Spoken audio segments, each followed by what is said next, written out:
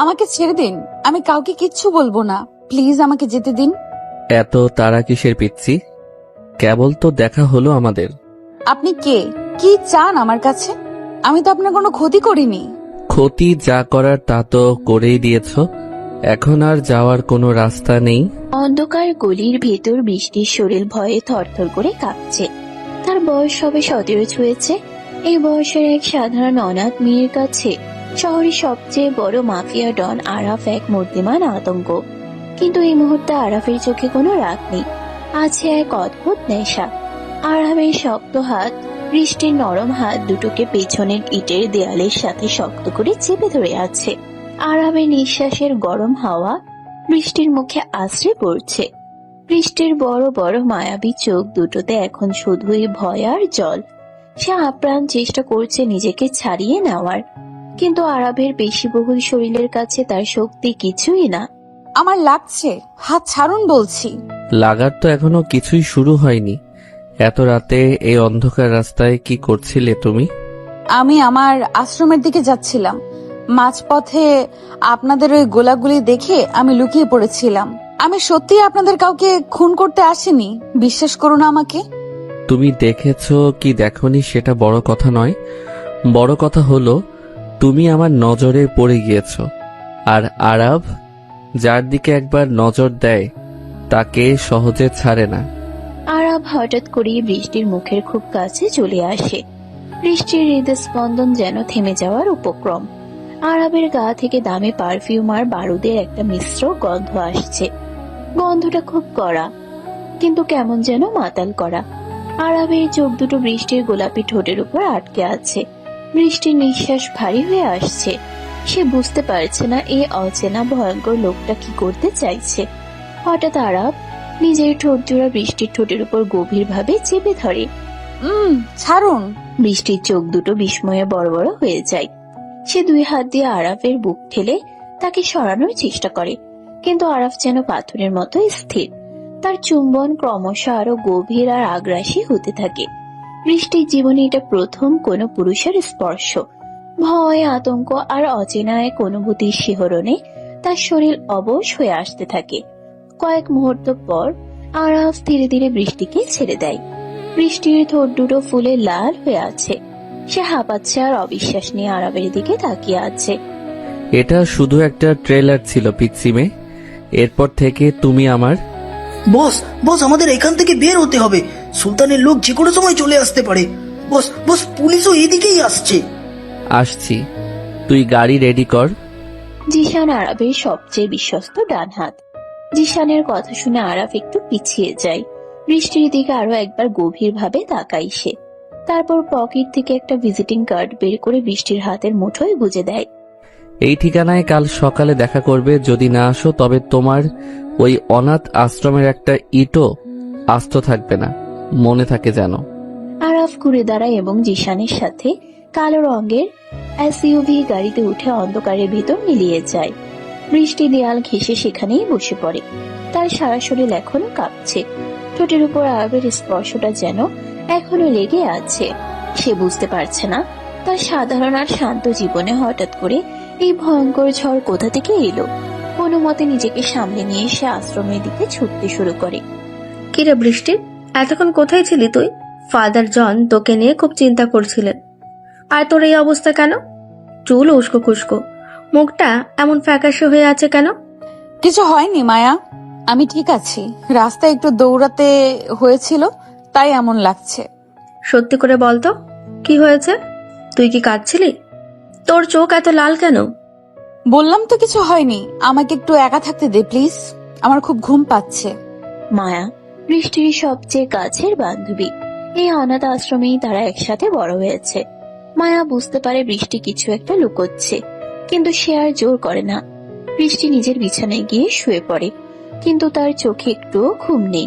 চোখ বন্ধ করলেই আরাবের সে ভয়ঙ্কর অথচ নেশা ধরা চোখ দুটো আর ওই আগ্রাসী চুম্বনের স্মৃতিটা ভেসে উঠছে। একটা অচেনা লোক কিভাবে তাকে এভাবে জোর করতে পারে? লোকটার স্পর্ধা ভেবে বৃষ্টির ভীষণ রাগ হয়, আবার লোকটার ক্ষমতা আর হুমকির কথা ভেবে ভয়ে বুক কেঁপে ওঠে। এত রাতে কোথায় ছিলি তুই আরাব? আমি কি তোকে বলিনি রাত 10টার পর বাড়ির বাইরে না থাকতে? তোর কি নিজের জীবনের উপর কোনো মায়া নেই?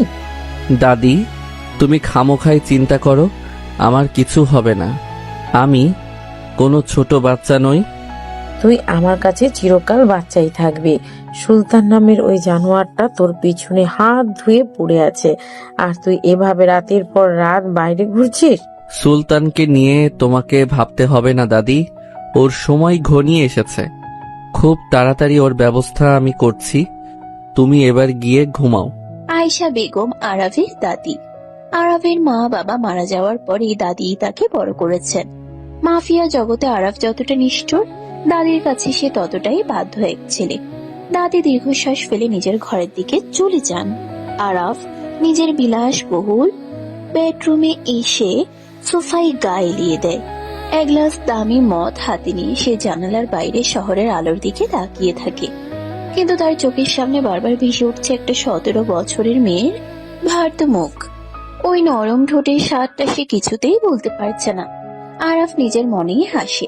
আজ পর্যন্ত কোনো মেয়েকে তার দুবারের বেশি দেখার ইচ্ছে হয়নি, কিন্তু এই সাধারণ অনাথ মেয়েটার মধ্যে এমন কিছু একটা আছে যা তাকে পাগলের মতো টানছে। বস, আপনি কি ওই মেয়েটার কথা ভাবছেন? মেয়েটার সম্পর্কে সব খবর চাই আমার। কাল সকালের মধ্যে ওর পুরো হিস্ট্রি আমার টেবিলে থাকা চাই জিশান। ও কোথায় থাকে, কি করে, ওর আশ্রমে কে কে আছে, সবকিছু। কিন্তু বস, আমরা তো সুলতানকে মারার প্ল্যান করছিলাম। এই মুহূর্তে একটা সামান্য মেয়ের পিছনে সময় নষ্ট করাটা কি ঠিক হবে? মেয়েটা তো এমনিতেই ভয়ে শেষ। আরাব যা করে ভেবে চিন্তেই করে। তুই শুধু আমার নির্দেশ পালন কর। আর হ্যাঁ, খেয়াল রাখবি সুলতানের কোনো লোক যেন এই মেয়ের আশেপাশেও ঘেঁষতে না পারে। মেয়েটা এখন থেকে আমার প্রোটেকশনে থাকবে। জিশান অবাক হয়ে আরাফের দিকে তাকায়। বসকে সে গত 10 বছর ধরে চেনে। কোনো মেয়ের জন্য বসের এত মাথা ব্যথা সে কোনোদিন দেখেনি। জিশান মাথা নেড়ে সম্মতি জানায় এবং ঘর থেকে বেরিয়ে যায়। পরদিন সকাল। অনাথ আশ্রমের সামনে ছোট একটা বাগান। বৃষ্টি সেখানে আশ্রমের বাচ্চাদের পড়াচ্ছিল, কিন্তু তার মন একটুও পড়াই নেই। আরাফের দেওয়া কার্ডটা সে ব্যাগের ভেতর লুকিয়ে রেখেছে। লোকটা তাকে দেখা করতে বলেছিল, না গেলে সে নাকি আশ্রম ধ্বংস করে দেবে। বৃষ্টির খুব ভয় করছে। ফাদার জনকে কথাটা বলবে কিনা সে বুঝতে পারছে না। হঠাৎ আশ্রমের গেটের সামনে একটা পুরনো জিপ গাড়ি এসে থামে। গাড়ি থেকে কয়েকজন গুন্ডা প্রকৃতির লোক নামে। তাদের মধ্যে রকি নামের লোকটা এগিয়ে আসে। এই মেয়ে, এইদিকে শোন। কাল রাতে তুই 3 নম্বর গলির রাস্তায় ছিলি না? সত্যি করে বল, আরাব নামের ওই শয়তানটা কাল রাতে কোথায় গেছে? তুই নিশ্চয়ই কিছু দেখেছিস। আমি কিছু জানি না। আপনারা কারা? এখান থেকে চলে যান, না হলে আমি পুলিশকে জানাবো। পুলিশ ডাকবি? এত বড় সাহস তোর! চল আমাদের সাথে। সুলতান ভাই তোর সাথে একটু কথা বলবে। তুই আরাবের খবর না দেওয়া পর্যন্ত তোকে আমরা ছাড়বো না। রকি বৃষ্টির হাত ধরে জোর করে টানতে শুরু করে। আশ্রমের বাচ্চারা ভয়ে কাঁদতে শুরু করে। মায়া আর ফাদার জন ছুটে আসে, কিন্তু রকির সাঙ্গপাঙ্গরা তাদের আটকে দেয়। বৃষ্টি চিৎকার করে বাঁচার চেষ্টা করে। রকি তাকে প্রায় টেনে হিঁচড়ে জিপের দিকে নিয়ে যাচ্ছে। ঠিক তখনই আশ্রমের গেট দিয়ে তীব্র গতিতে একটা কালো এসইউভি গাড়ি ঢুকে পড়ে। সজোরে ব্রেক কষে গাড়িটা জিপটার ঠিক সামনে এসে থামে। গাড়ির দরজা খুলে বেরিয়ে আসে আরাফ। তার চোখে এখন আক্ষরিক অর্থেই আগুন জ্বলছে। ওর গায়ে হাত দেওয়ার সাহস তোকে কে দিল রে কুত্তার বাচ্চা? আরাব ভাই, আপনি এখানে? আরাফ কোনো কথা না বলে সোজা রকির দিকে এগিয়ে যায়। এক নিমিষে নিজের পকেট থেকে বন্দুক বের করে রকির হাঁটুর ঠিক নিচে গুলি চালিয়ে দেয়। রকি যন্ত্রণায় চিৎকার করে মাটিতে লুটিয়ে পড়ে। রকির সঙ্গীরা ভয় পেয়ে যে যার মতো পালাতে শুরু করে। রকি যন্ত্রণায় চিৎকার করে মাটিতে লুটিয়ে পড়ে। রকির সঙ্গীরা ভয় পেয়ে যে যার মতো পালাতে শুরু করে। আরাফ তাদের দিকে আর ফিরেও তাকায় না। সে ধীর পায়ে বৃষ্টির দিকে এগিয়ে আসে। বৃষ্টি ভয়ে আর আতঙ্কে কাঁপতে কাঁপতে মাটিতে বসে পড়েছে। আরাফ হাঁটু ঘেরে বৃষ্টির সামনে বসে। তোমাকে না বলেছিলাম আমার সাথে দেখা করতে? আমার কথা অমান্য করার শাস্তি কি হতে পারে সেটা কি তুমি জানো না পিচ্ছি? আমি যেতে চেয়েছিলাম, কিন্তু এরা হঠাৎ করে এসে আমাকে। একদম চুপ, আর একটা কথাও না। আরাফ হঠাৎ হঠাৎ করেই বৃষ্টিকে দুই হাতে পাজাকুলা করে কোলে তুলে নেয়। সবার সামনে দিয়ে সে বৃষ্টিকে নিয়ে নিজের গাড়ির দিকে এগোতে থাকে। ফাদার জন বা মায়া কারো সাহস হলো না আরাফকে বাধা দেওয়ার। গাড়ির পেছনের সিটে বৃষ্টিকে বসিয়ে আরাফ নিজেও পাশে বসে। জিশান গাড়ি স্টার্ট দেয়। আমাকে কোথায় নিয়ে যাচ্ছেন? আমাকে নামিয়ে দিন, আমি আপনার সাথে কোথাও যাব না। চুপচাপ বসে থাকো। আজ থেকে তুমি সেখানেই থাকবে যেখানে আমি চাইব। তোমার এই আশ্রম আর তোমার জন্য নিরাপদ নয়। আপনি খুব খারাপ মানুষ, আমি আপনাকে ঘৃণা করি। কাল রাতে আপনি আমার সাথে জোর জবরদস্তি করেছেন, আর আজ আমাকে জোর করে তুলে নিয়ে যাচ্ছেন। আমি সুযোগ পেলে আপনাকে খুন করে ফেলবো। আরাফ বৃষ্টির এই রাগান্বিত চেহারার দিকে তাকিয়ে মুচকি হাসে। মেয়েটার চোখে জল, অথচ মুখে কত তেজ। আরাফ আস্তে করে বৃষ্টির একটা হাত নিজের হাতের মুঠোয় নিয়ে নেয়। বৃষ্টির হাতটা ছাড়িয়ে নেওয়ার অনেক চেষ্টা করেও পারে না। আরাফের হাতের স্পর্শে বৃষ্টির শরীরে আবারও সে অদ্ভুত শিহরণটা খেলে যায়। সে বুঝতে পারছে এই ভয়ঙ্কর সুন্দর মানুষটার হাত থেকে তার আর কোনো মুক্তি নেই। ঘৃণা করো? বেশ তো করো, তবে একটা কথা মনে রেখো পিচ্ছি, আরবের দুনিয়ায় একবার যে ঢোকে সে আর কখনো নিজের ইচ্ছায় বের হতে পারে না। তুমি আমাকে ঘৃণা করেই কাটিয়ে দাও, আর আমি তোমাকে নিজের করে নেওয়ার খেলাটা উপভোগ করি। আপনি একটা পাগল, একটা অমানুষ।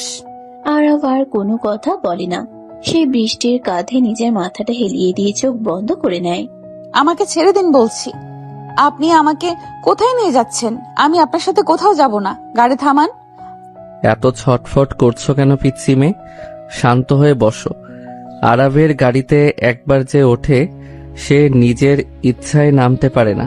আপনি একটা অমানুষ, একটা জানোয়ার। আমি সুযোগ পেলে গাড়ি থেকে লাফ দেব, তবু আপনার মতো একজন খুনির সাথে যাব না। লাফ দেওয়ার চেষ্টা করে দেখতে পারো, তবে হাত পা ভাঙলে এই আরবি তোমাকে কোলে করে নিজের বিছানায় নিয়ে তুলবে। তখন কিন্তু কোনো ছাড় পাবে না। আরাবের কথা শুনে বৃষ্টির সারা শরীর ভয়ে আর রাগে কেঁপে ওঠে। সে গাড়ির দরজার হাতল ধরে টানাটানি করতে থাকে, কিন্তু দরজা ভেতর থেকে লক করা। আরাফ খুব শান্ত ভঙ্গিতে সিটে হেলান দিয়ে বসে আছে, আর এক দৃষ্টে বৃষ্টির এই পাগলামি দেখছে। মেয়েটার ফর্সা মুখটা রাগে একদম লাল হয়ে গেছে। বাতাসে ওর চুলগুলো উড়ে এসে আরাফের মুখে লাগছে। আরাফ গভীর একটা নিঃশ্বাস নিয়ে বৃষ্টির চুলের মিষ্টি গন্ধটা নিজের ভেতর টেনে নেয়। বৃষ্টির এই অসহায় রাগটা আরাফের ভেতরে এক অদ্ভুত নেশা তৈরি করেছে। জিশান নীরবে গাড়ি চালিয়ে যাচ্ছে। সে জানে এখন বসের কোনো কথাই নাক গলানো ঠিক হবে না। আপনি আমার সাথে এমন কেন করছেন? আমি তো খুব সাধারণ একটা মেয়ে। আপনাদের এই অন্ধকার জগতের কিছুই আমি জানি না। আমাকে আমার আশ্রমে ফিরে যেতে দিন। আশ্রমের ওই ভাঙা ঘরে তোমার জায়গা আর নেই। তোমার জায়গা এখন শুধু আরবের বুকে। তুমি সাধারণ হতে পারো, কিন্তু তোমার এই সাধারণ রূপটাই আমাকে পাগল করে দিয়েছে। আরাফ হঠাৎ করে বৃষ্টির খুব কাছে চলে আসে। তার এক হাত বৃষ্টির কোমরে শক্ত করে জড়িয়ে ধরে তাকে নিজের বুকের সাথে মিশিয়ে নেয়। বৃষ্টি দুই হাত দিয়ে আরাফের বুক ঠেলে নিজেকে ছাড়ানোর আপ্রাণ চেষ্টা করে, কিন্তু আরাফের পেশি বহুল শক্ত শরীরের কাছে সে একদমই দুর্বল। আরাফের চোখ দুটো এখন এক অদ্ভুত কামনায় চলছে। সে বৃষ্টির কানের খুব কাছে মুখ নিয়ে ফিসফিস করে কথা বলতে থাকে। আরাফের গরম নিঃশ্বাস বৃষ্টির ঘাড়ে আশ্রে পড়ছে। বৃষ্টির শরীরে এক অজানা শিহরণ খেলে যায়। সে চায় আরাফকে দূরে ঠেলে দিতে, কিন্তু তার শরীর যেন অবশ হয়ে আসছে। ছাড়ুন আমাকে, কেউ দেখে ফেলবে। আমার গাড়ির ভেতর দেখার কেউ নেই, আর দেখলেও আমার কিছু যায় আসে না। তুমি আমার, শুধু আমার। কথা শেষ করেই আরাফ নিজের ঠোঁট জোড়া বৃষ্টির নরম ঠোঁটের উপর গভীরভাবে চেপে ধরে। বৃষ্টির চোখ দুটো বিস্ময়ে বড় বড় হয়ে যায়। সে মুখ বন্ধ রাখার চেষ্টা করে, কিন্তু আরাফ খুব আগ্রাসী। আরাফের এক হাত বৃষ্টির মাথার চুলে, আর অন্য হাত তার সরু কোমরে শক্ত হয়ে চেপে বসেছে। আরাফের চুম্বনে কোনো মায়া নেই, আছে শুধু এক অদ্ভুত অধিকার বোধ আর তীব্র উত্তেজনা। বৃষ্টির জীবনে এমন গভীর স্পর্শই প্রথম। তার মনে হচ্ছে সে শ্বাস নিতে পারছে না। আরাফের ঠোঁটের জাদুতে সে ধীরে ধীরে নিজের অজান্তে একটু একটু করে আত্মসমর্পণ করতে শুরু করে। বেশ কিছুক্ষণ পর আরাফ তাকে ছেড়ে দেয়। বৃষ্টির ঠোঁট দুটো ফুলে লাল হয়ে গেছে। সে আরাফের বুকে মাথা রেখে জোরে জোরে হাঁপাচ্ছে। আরাফের মুখে একটা তৃপ্তির হাসি ফুটে ওঠে। বস বস আমরা পৌঁছে গেছি। গাড়ির ভেতরে ঢোকা জিসান, আর বাইরের গার্ডদের বলে দে আজ থেকে এই বাড়ির নিরাপত্তা দ্বিগুণ হবে। একটা মাছিও যেন আমার অনুমতি ছাড়া ভেতরে ঢুকতে না পারে। গাড়িটা একটা বিশাল প্রাসাদের মতো বাড়ির সামনে এসে থামে। লোহার বিশাল গেট পার হয়ে গাড়িটা যখন বাগানের ভেতর দিয়ে এগোচ্ছিল, তখন বৃষ্টি অবাক হয়ে বাইরের দিকে তাকিয়ে থাকে। এত বড় আর বিলাসবহুল বাড়ি সে জীবনেও দেখেনি। চারিদিকে সারি সারি পাহারাদার হাতে বন্দুক নিয়ে দাঁড়িয়ে আছে। আরাফ নিজে গাড়ি থেকে নেমে বৃষ্টির দিকে দরজাটা খুলে দেয়। বৃষ্টি নামতে না চাইলে আরাফ এক ঝটকায় তাকে কোলে তুলে নেয়। বৃষ্টি আবার চিৎকার করতে শুরু করে। আমাকে নামান বলছি, আমি নিজের পায়ে হাঁটতে পারি। আপনি আমাকে এভাবে সবার সামনে কোলে তুলে নিয়ে যাচ্ছেন কেন? তুমি কথা না শুনলে আমি এমনই করব। চুপচাপ আমার বুকে মাথা রেখে পড়ে থাকো। বেশি নড়াচড়া করলে কিন্তু এখানেই আবার চুমু খাবো। আরাফের হুমকিতে বৃষ্টি একদম চুপ হয়ে যায়। সে ভয়ে আরাফের শার্টের কলার শক্ত করে চেপে ধরে রাখে। আরাফ তাকে কোলে নিয়ে প্রাসাদের বিশাল ড্রয়িং রুমে গিয়ে ঢোকে। ভেতরে সাজসজ্জা দেখে চোখ ধাঁধিয়ে যাওয়ার জোগাড়। তখনই সিঁড়ি দিয়ে নিচে নেমে আসেন আয়েশা বেগম। আরাফের কোলে একটা অপরিচিত মেয়েকে দেখে তিনি রীতিমতো অবাক হয়ে যান। একে আরাব, এই মেয়েটাকে? আর ওকে তুই এভাবে কোলে করে নিয়ে এসেছিস কেন? দাদি, ও হচ্ছে বৃষ্টি। আজ থেকে ও এই বাড়িতেই থাকবে, আর তুমি ওর সব দেখাশোনা করবে। কিন্তু ওকে, ওর বাবা মা কোথায়? তুই ওকে কোথা থেকে ধরে এনেছিস? মেয়েটার চেহারা দেখে তো মনে হচ্ছে খুব ভয় পেয়েছে। ও একটা অনাথ মেয়ে দাদি, ওর কেউ নেই। সুলতানের লোকেরা ওর ক্ষতি করতে চাইছিল, তাই আমি ওখানে নিয়ে এসেছি। ওকে আমি আমার নিজের ঘরে রাখছি। না, আমি আপনার ঘরে থাকবো না। আমাকে অন্য ঘরে থাকতে দিন। আমি আপনাদের কাউকেই চিনি না। আরাফ বৃষ্টির কথায় কোনো কান দেয় না। সে সোজা সিঁড়ি ভেঙে দোতলায় নিজের ঘরের দিকে এগোতে থাকে। আয়েশা বেগম অবাক হয়ে জিসানের দিকে তাকান। জিসান মাথা নিচু করে শুধু এতটুকুই বোঝায় যে বসের এই সিদ্ধান্তে কারোর কিছু বলার নেই। আরাফ নিজের বিশাল বেডরুমে ঢুকে দরজাটা পা দিয়ে আটকে দেয়। তারপর বৃষ্টিকে নরম বিছানার উপর ছুঁড়ে ফেলে। বৃষ্টি ভয়ে বিছানার এক কোণায় গুটিসুটি মেরে বসে পড়ে। আরাফ নিজের শার্টের বোতাম খুলতে খুলতে বৃষ্টির দিকে এগোতে থাকে। আপনি কাছে আসবেন না, আপনি খুব খারাপ। আমি চিৎকার করে সবাইকে ডাকবো। এই বাড়ির কেউ আরাভের কথার বাইরে এক পাও ফেলে না। তুমি চিৎকার করে গলা ফাটিয়ে ফেললেও কেউ তোমাকে বাঁচাতে আসবে না পিচ্ছি। আরাফ বিছানায় উঠে বৃষ্টির খুব কাছে চলে আসে। তার খালি গায়ের পেশিগুলো স্পষ্ট বোঝা যাচ্ছে। বুকের বাঁ পাশে একটা গুলির পুরনো দাগ। বৃষ্টি ভয়ে চোখ বন্ধ করে নেয়। আরাফ এক হাতে বৃষ্টির দুই হাত মাথার উপর চেপে ধরে, আর অন্য হাত দিয়ে বৃষ্টির গালের উপর পড়ে থাকা চোরগুলো সরিয়ে দেয়। বৃষ্টির সারা শরীর ভয়ে আর উত্তেজনায় কাঁপছে। আরাফের আঙ্গুলগুলো খুব আলতো করে বৃষ্টির গাল, গলা আর কাঁধ ছুঁয়ে যাচ্ছে। এই স্পর্শগুলো আগের মতো রুক্ষ নয়, বরং খুব নরম আর নেশা ধরানো। তুমি এত সুন্দর কেন বৃষ্টি? তোমার এই পবিত্র চেহারাটা আমাকে পাগল করে দিচ্ছে। আমি চাইলেও নিজেকে আটকাতে পারছি না। প্লিজ আমাকে ছেড়ে দিন। আমি খুব ছোট, আমি এসবের কিছুই জানি না। আরাফ এবার বৃষ্টির গলার কাছে মুখ নিয়ে যায়। সেখানে নিজের ঠোঁট ছুঁয়ে গভীর একটা চুমু খায়। বৃষ্টির মুখ দিয়ে একটা অস্ফুট শব্দ বেরিয়ে আসে। আরাফ পাগলের মতো বৃষ্টির ঘাড়ে, গলায় আর কাঁধে চুমু খেতে শুরু করে। তার দাঁতের হালকা কামড়ে বৃষ্টির ফর্সা গলায় লাল দাগ বসে যায়। বৃষ্টি ব্যথায় আর অচেনা এক সুখে চোখ মুখ কুঁচকে ফেলে। সে বুঝতে পারছে না তার নিজের শরীর যে কেন এই ভয়ঙ্কর লোকটার স্পর্শে এমন ভাবে সাড়া দিচ্ছে। সে তো এই লোকটাকে ঘৃণা করে, তাহলে কেন তার মনে হচ্ছে আরাফ তাকে আরো শক্ত করে জড়িয়ে ধরুক? তুমি শুধু আমার বৃষ্টি, তোমার শরীরে আর কারো অধিকার নেই। শুধু আরাফ তোমাকে ছোঁয়ার অধিকার রাখে। অন্যদিকে শহরের অন্য প্রান্তে একটা অন্ধকার গোডাউনে বসে আছে মাফিয়া ডন সুলতান। তার সামনে রকি ব্যথায় কাতরাচ্ছে। আরাফের গুলিতে রকির পায়ের অবস্থা খুব খারাপ। সুলতানের চোখে মুখে প্রতিশোধের আগুন জ্বলছে। সে হাতের গ্লাসে থাকা মদটুকু এক চুমুকে শেষ করে গ্লাসটা ছুঁড়ে মারে দেয়ালে। আরাফের এত বড় সাহস যে ও আমার লোকের গায়ে হাত তোলে, আর ওই সামান্য একটা অনাথ মেয়ের জন্য আরাফ আমার সাথে শত্রুতা করছে। সুলতান ভাই, আরাফ ওই মেয়েটাকে নিয়ে পাগল হয়ে গেছে। মেয়েটাকে নিজের বাড়িতে নিয়ে গেছে ও। আমরা যদি ওই মেয়েটাকে তুলে আনতে পারি তাহলে আরাবকে সহজে ঘায়েল করা যাবে। ঠিক বলেছিস রকি। আরবের দুর্বলতা এখন ওই পিসি মেয়েটা। আমাকে যে কোনো মূল্যে ওই মেয়েটাকে চাই। তুই খোঁজ নে আরবের বাড়ি থেকে ওই মেয়েটা কখন বের হয়। একবার যদি ওকে আমার হাতে পাই তাহলে আরবের অহংকার আমি মাটির সাথে মিশিয়ে দেব। অনাথ আশ্রমে তখন কান্নাকাটি চলছে। মায়া আর ফাদার জন চিন্তায় অস্থির হয়ে আছেন। হঠাৎ সেখানে জিশান এসে হাজির হয়, তার সাথে বেশ কয়েকজন বন্দুকধারী গার্ড। আপনারা আবার কেন এসেছেন? বৃষ্টিকে তো আপনাদের বস জোর করে নিয়ে গেছে। এবার কি আমাদের আশ্রমটাও দখল করতে চান? ভয় পাবেন না, বস আমাকে আপনাদের নিরাপত্তার জন্য পাঠিয়েছেন। সুলতানের লোকেরা যেন আপনাদের কোনো ক্ষতি করতে না পারে, তাই আজ থেকে আমাদের গার্ডরা এই আশ্রম পাহারা দেবে। আর বৃষ্টি খুব ভালো আছে বসের কাছে, আপনারা ওর জন্য চিন্তা করবেন না। রাত তখন 10টা। আরবের বিশাল ডাইনিং টেবিলে অনেক রকম দামি খাবার সাজানো, কিন্তু বৃষ্টির কিছুই খেতে ইচ্ছা করছে না। সে চুপ করে মাথা নিচু করে বসে আছে। আরব নিজের হাতে একটা প্লেটে খাওয়া নিয়ে বৃষ্টির সামনে এসে বসে। মুখ গোমরা করে বসে আছো কেন? হা করো, খেয়ে নাও। সারাদিন তো কিছুই খাওনি। আমার খিদে নেই, আমি খাবো না। তুমি কি চাও আমি তোমাকে জোর করে খাওয়াই? আমার জোর করাটা কিন্তু তোমার খুব একটা পছন্দ হবে না পিচ্ছি। বৃষ্টির চোখের সামনে আবার গাড়ির ভিতরে সেই ভয়ঙ্কর চুমুর দৃশ্যটা ভেসে ওঠে। সে আর কোনো কথা না বলে চুপচাপ আরবের হাত থেকে খাবার খেতে শুরু করে। আরবের চোখে একটা সন্তুষ্টির ছায়া খেলা করে। মেয়েটা আস্তে আস্তে তার বসে আসছে। খাওয়া শেষে আরাফ আবার বৃষ্টিকে নিজের ঘরে নিয়ে যায়।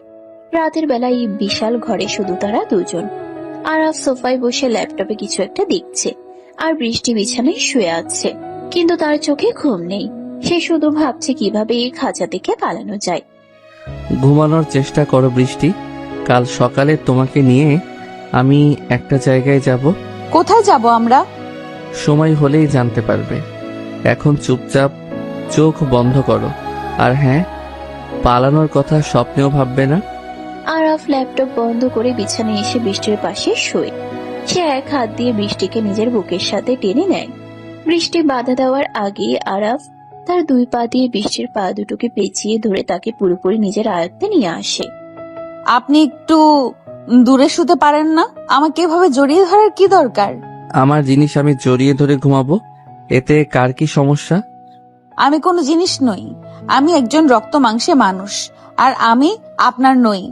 তুমি আমারই বৃষ্টি, আজ থেকে, কাল থেকে এবং সারা জীবনের জন্য। এবার চুপ করে ঘুমাও।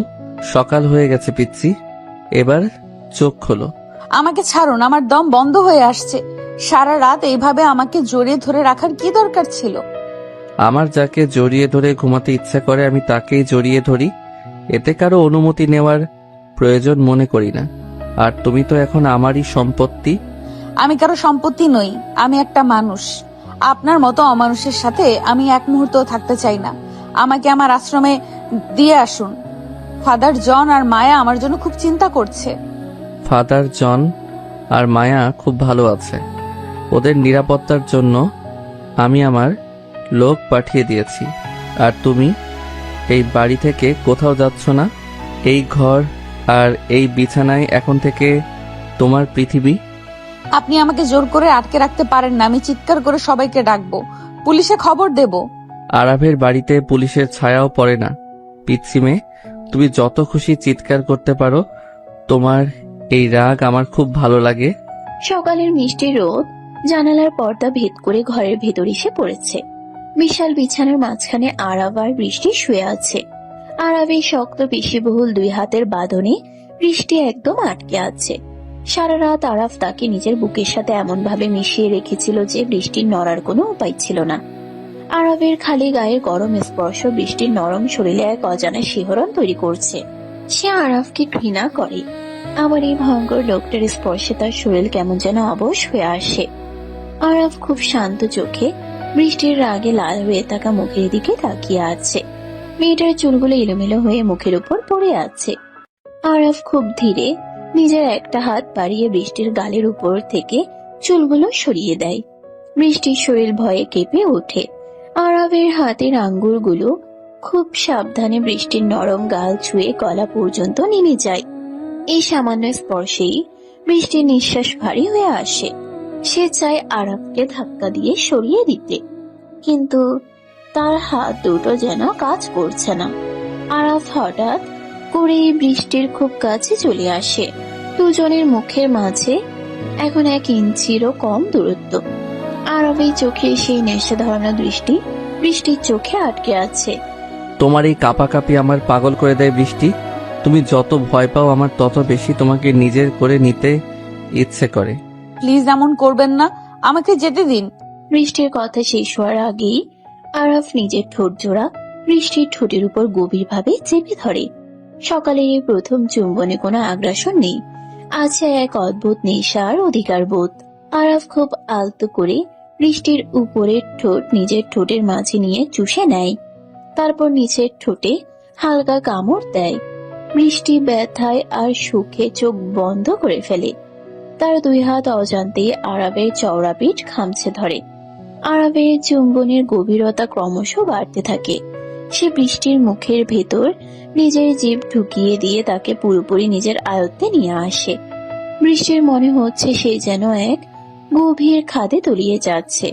বেশ কিছুক্ষণ পর আরাফ তাকে ছেড়ে দেয়। বৃষ্টির ঠোঁট দুটো ফুলে একদম লাল হয়ে আছে, আর সে জোরে জোরে হাঁপাচ্ছে। আরাফ মুচকি হেসে বৃষ্টির কপালে একটা চুমু খায়, তারপর বিছানা থেকে উঠে বাথরুমের দিকে চলে যায়। বৃষ্টি স্তব্ধ হয়ে বিছানায় বসে থাকে। তার নিজের উপর খুব রাগ হচ্ছে। কেন সে ওই লোকটাকে বাধা দিতে পারলো না? কেন তার স্পর্শ এত ভালো লাগছে? বস, সব রেডি। সুলতানের গোডাউনের ওপর আমাদের লোক নজর রাখছে। রকি কাল রাতের পর থেকে আর বের হয়নি। রকিকে নিয়ে আমার কোনো মাথা ব্যথা নেই, আমার চাই সুলতানকে। তুই সব গার্ডদের অ্যালার্ট রাখবি। আমি আজ বৃষ্টিকে নিয়ে একটু বাইরে যাব। কিন্তু বস, এখন বাইরে যাওয়াটা কি ঠিক হবে? সুলতান খুব রেগে আছে, ও যে কোনো সময় হামলা করতে পারে। আরাফ কাউকে ভয় পায় না জিশান। আমি আমার পিচ্চি মেয়েটাকে নিয়ে আজ সারাদিন বাইরে কাটাবো। তুই শুধু আমাদের নিরাপত্তার বিষয়টা দেখবি। আর হ্যাঁ, গাড়ি তুই চালাবি, অন্য কাউকে আমি বিশ্বাস করি না। জিশান মাথা নেড়ে সম্মতি জানায় এবং ড্রয়িং রুম থেকে বেরিয়ে যায়।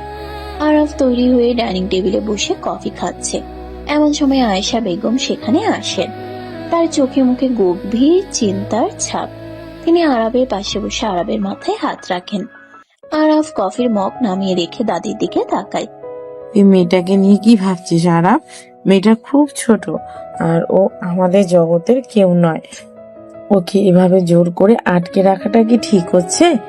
দাদি, তুমি তো জানো আমি যা চাই তা আমি পাই।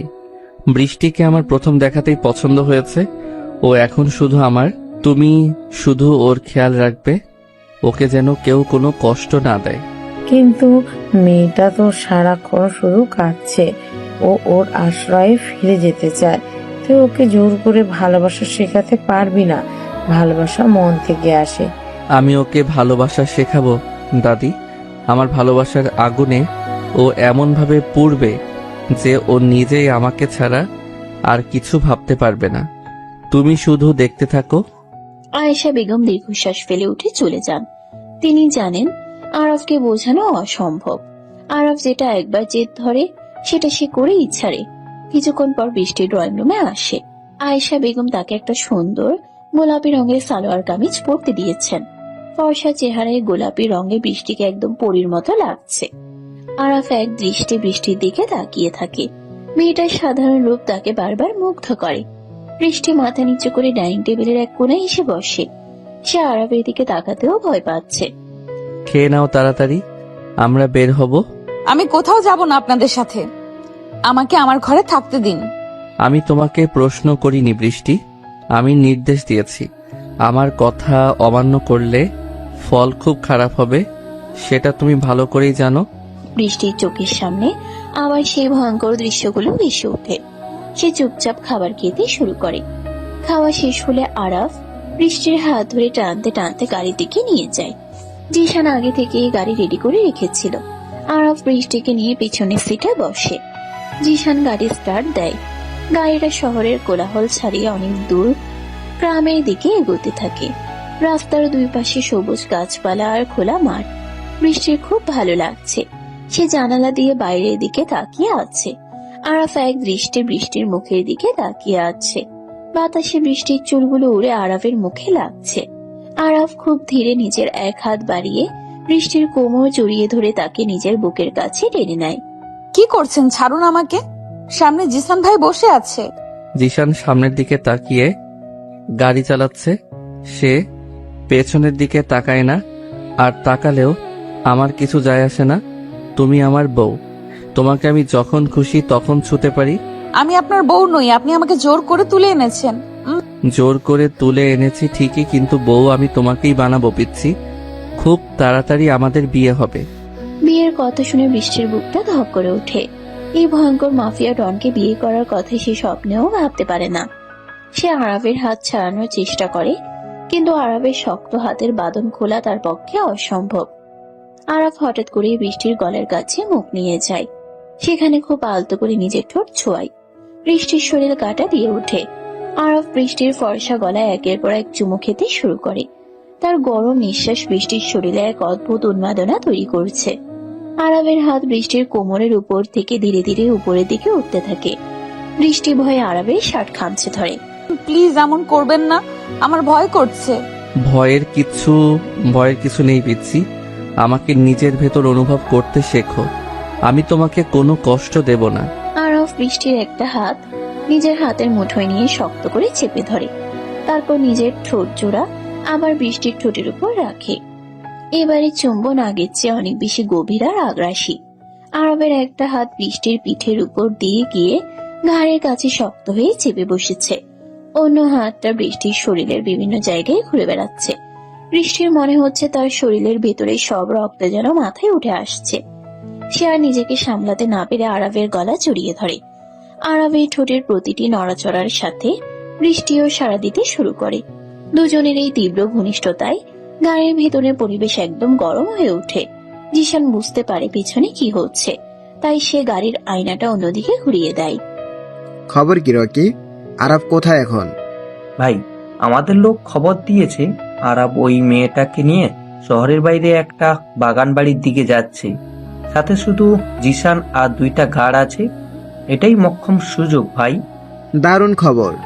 তুই এখনই আমাদের সব লোক নিয়ে ওই বাগান বাড়ির দিকে রওনা হ। আরাবকে আজ আমি শেষ করে দেব, আর ওই মেয়েটাকে তুলে আনবে। আরাবের চোখের সামনে আমি ওই মেয়েটাকে শেষ করব। সুলতানের চোখে মুখে এক ভয়ঙ্কর নিষ্ঠুর হাসি ফুটে ওঠে। সে নিজের রিভলভারে গুলি লোড করতে শুরু করে। অন্যদিকে আরবের গাড়ি একটা বিশাল সুন্দর বাগান বাড়ির সামনে এসে থামে। চারদিকে প্রচুর গাছপালা আর মাঝখানে একটা সুন্দর কাঠের দোতলা বাড়ি। আরাফ গাড়ি থেকে নেমে বৃষ্টির দিকে দরজা খুলে দেয়। বৃষ্টি গাড়ি থেকে নেমে চারিদিকে সৌন্দর্য দেখে মুগ্ধ হয়ে যায়। সে জীবনেও এত সুন্দর জায়গা দেখেনি। জায়গাটা পছন্দ হয়েছে পিচ্ছি? খুব সুন্দর জায়গা। এখানে কে থাকে? কেউ থাকে না। এটা শুধু আমার আর তোমার জন্য। যখন শহরের কোলাহল ভালো লাগবে না, তখন আমরা এখানে এসে থাকবো। আরাফ বৃষ্টির হাত ধরে কাঠের বাড়িটার ভেতর নিয়ে যায়। ভেতরের সাজসজ্জা খুব সাধারণ, কিন্তু আভিজাত্যের ছোঁয়া আছে। বড় একটা বসার ঘর আর তার সাথে লাগোয়া একটা বেডরুম। আরাফ বৃষ্টিকে নিয়ে সোফায় বসে। সে পকেট থেকে একটা ছোট মখমলের বাক্স বের করে। বাক্সটা খুলে সে বৃষ্টির সামনে ধরে। ভেতরে একটা খুব সুন্দর হীরার আংটি। তোমার জন্য নিয়ে এসেছি। হাতটা বাড়াও। না, আমি এটা পড়তে পারবো না। এটা খুব দামি। আরাবের দেওয়া জিনিস কেউ ফিরিয়ে দিতে পারে না বৃষ্টি। চুপচাপ হাত বাড়াও। বৃষ্টি ভয়ে কাপা কাপা হাতটা বাড়িয়ে দেয়। আরাফ খুব সাবধানে আংটিটা বৃষ্টির অনামিকায় পরিয়ে দেয়।